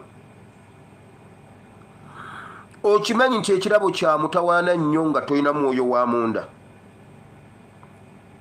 asobola okukontrolinga waliwo ekintu ekitambula kyemulabye njagala nkuwa omuntu ng'ayina ekintu kya sayidi emu atuuka waliwo omuntu asobola okusigala mu buweereza ng'omulaba ng'omuweereza naye nga yava dda ne ku mulamwa n'asigala walolabyeko omuntu gwe baawa emmotoka ya gavumenti ekole emirimu gya gavumenti ne bakulaga ya Ministry of Health naye ng'eri mu kirombe etikka bulooka omusajja n'atika buloka ku mmotoka ya gavumenti n'atwala n'ayiwa ku site n'akomawo n'anono omusenyu n'ayiwa ku site mu ddabo kabini ya Ministry of Health erina okuvuga abantu oba erina okukola emirimu emirala. Omuntu akwata ekirabo kya Katonda n'akikozesa bye yeetaaga.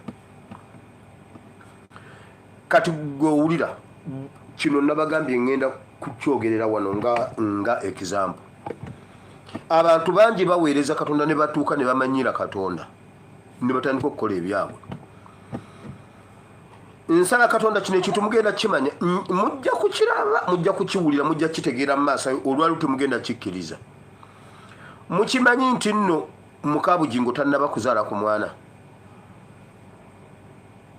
Mukimanyi nti mukabugingo gwe bayita Makula Susan tannaba kuzaala ku mwana. Era gashumba agambye ateekwa okulya ssente ku bugingo. Era musabe nnyo bugingo lwalinyiiza gashumba ali byogera teeka waaga ageza mumme ssente. Baafuna omukazi ne bakwata ne bajja mu Makula eggi ne bajja amazzi ku bugingo ne bakuliza abaana ne basetinga abaana abalongo aba ne babateeka mu mukazi omulala. Era wabaddewo ekiboozibozi bugingo ng'ayogera nnyo ku kyabalongo kubanga baali bateeseteese nga baprogramminze balongo. Era ekiboozi ne kitambula kyabalongo omwana omu n'agaana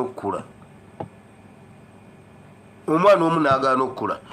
Gundi Makula n'ayambala artificial lubuto n'atandika okubula atuule mu mbeera ategeeze ensi nti alina olubuto. Bino bye mbagamba temugenda bikkiriza, mujja bikkiriza mu maaso. Bwe walibaawo Makula gwanyiizizza oba bugingo gwanyiizizza mu ssako yalijja n'ayogera ebituufu. Nze nkirese ku likodi. Bugingo ne bamala okukikola wali kubanga olubuto lwa Susan ebbanga lyonna lye baali yagadde azaale lwagaana n'abaana yatayaleeguuka pengepenge yamuleeguula n'abaana. Ne bamugjamu eggi ne baliteeka mu mukazi omulala. Omuwala oyo eyazadde ogundi omwana bugingo babadde kuswaddiiru nti bagenda kuzaala balongo. Era ekiboozibozi kye babadde batambuza ne mu babuloga baabwe balongo mbu Mukama awadde pastor waffe mbuno omukisa agenda zaala olubuto lwabwe simanyi mbuno okuzaala balongo. Babadde bakiprogramminga era omwana omu yagaanye ye yagaana. Naye ne bateekawo ekibeerabeera simanyi baalaze simanyi ng'agenza omukyalira simanyi ayina ebimuli simanyi ne bamulagako wano ng'atambula ate ayina ebimuli ne bakulagako eri omutwe simanyi mbuno ali ku kitanda. Susan Makula tannaba kuzaala mwana. Nsigadde nze musiru leero tebisobola kwekweka bbanga lya mwaka nga tebinnaba kuvaayo. Ababirimu mu ssako bajja kujja babyogere teeka waaga. Naye owulira omuntu bw'atuuka okumanyira Katonda tetuganye bw'obanga ye mesadi gye wagendamu kireke nga bwe kiri. Wabula abantu tebakyatya Katonda. Yabadde yatandise okupreparinga ng'abantu nga bw'agenda okuba Ssaalongo era yasaba Mukama amuwe balongo kijjenga ekyamagero mu kkanisa.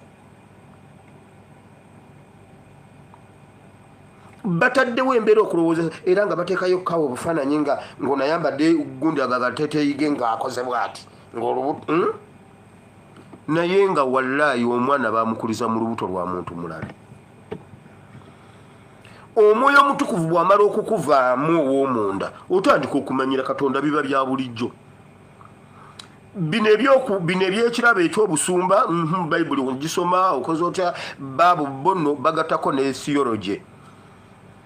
Omuntu Katonda ayinza okukuvaako n'osigala ng'obuulira okimanyi nti Katonda ayinza okukuvaako naye ekirabo kye yakuwa n'osigala ng'osabira abalwadde ne bawona. Okimanyi kiri kye nkugambye nti omuntu ayinza okutikka bulooka ku mmotoka ya Ministry of Health. Abantu bakozesezza ebirabo n'osanga omusajja wa Katonda ng'abakazi abafunyisiza embuto naye nga bw'akwata akazindaalo okuweereza aweereza bw'aba musinza asinza eggulu ne likka kuba ekirabo Katonda yakimuwa kyo yakimuwa.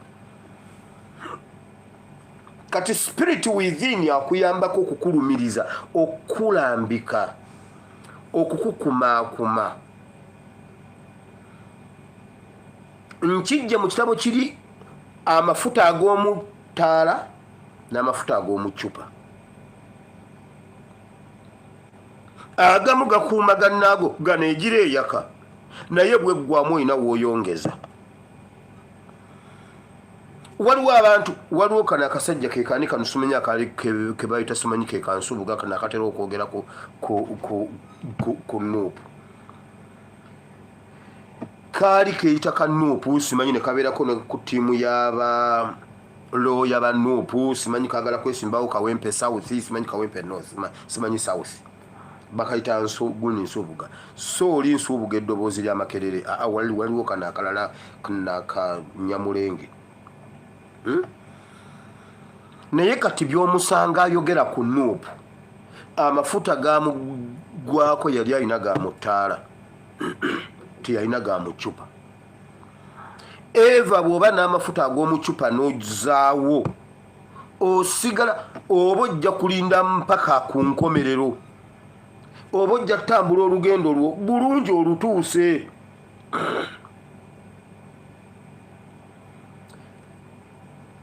Wulira Ezekiel bw'agamba, kamalirize ne Ezekiel 3:6. Ezekiel agamba bw'ati. Ezekiel 3:25 era ndibamansirako amazzi amalungi era muliba balongoofu ndibalongoosa mu mpitambi yammwe yonna ne mu bifaananyi byammwe byonna 26 era ndibawa n'omutima omujja ninteeka omwoyo omujja munda mmwe era ndijja omutima ogw'ejjinja mu mubiri gwammwe ne mbawa omutima ogw'ennyama 27 era nditeeka omwoyo gwange munda mmwe ne mbatambuliza mu mateeka gange era mulikwata emisango gyange ne mugikola 28 awo munaabeeranga mu nsi gye nawa bajjajjammwe nammwe munaabanga bantu bange nange nnaabanga Katonda wammwe. Okubeera obulungi n'emirembe mu nsi Mukama gye yalayirira bajjajja baffe tuteekwa okuba nga twozeddwako empitambi. Tuteekwa okuba nga tutukuziddwa munda ne kungulu. Nkyuse emitima gyammwe nzijemu emitima egikaluba egy'ejjinja nteekemu egy'ennyama. Nteeka omwoyo wange mu mmwe, spirit within you. Nteeka omwoyo gwange mu mmwe mbanaaze mutukule olwo mulyoke mubeere bantu bange nange mbeere Katonda wammwe. Kati kye nagambye nti obudde tebujja kutumala, ojja genda onoonye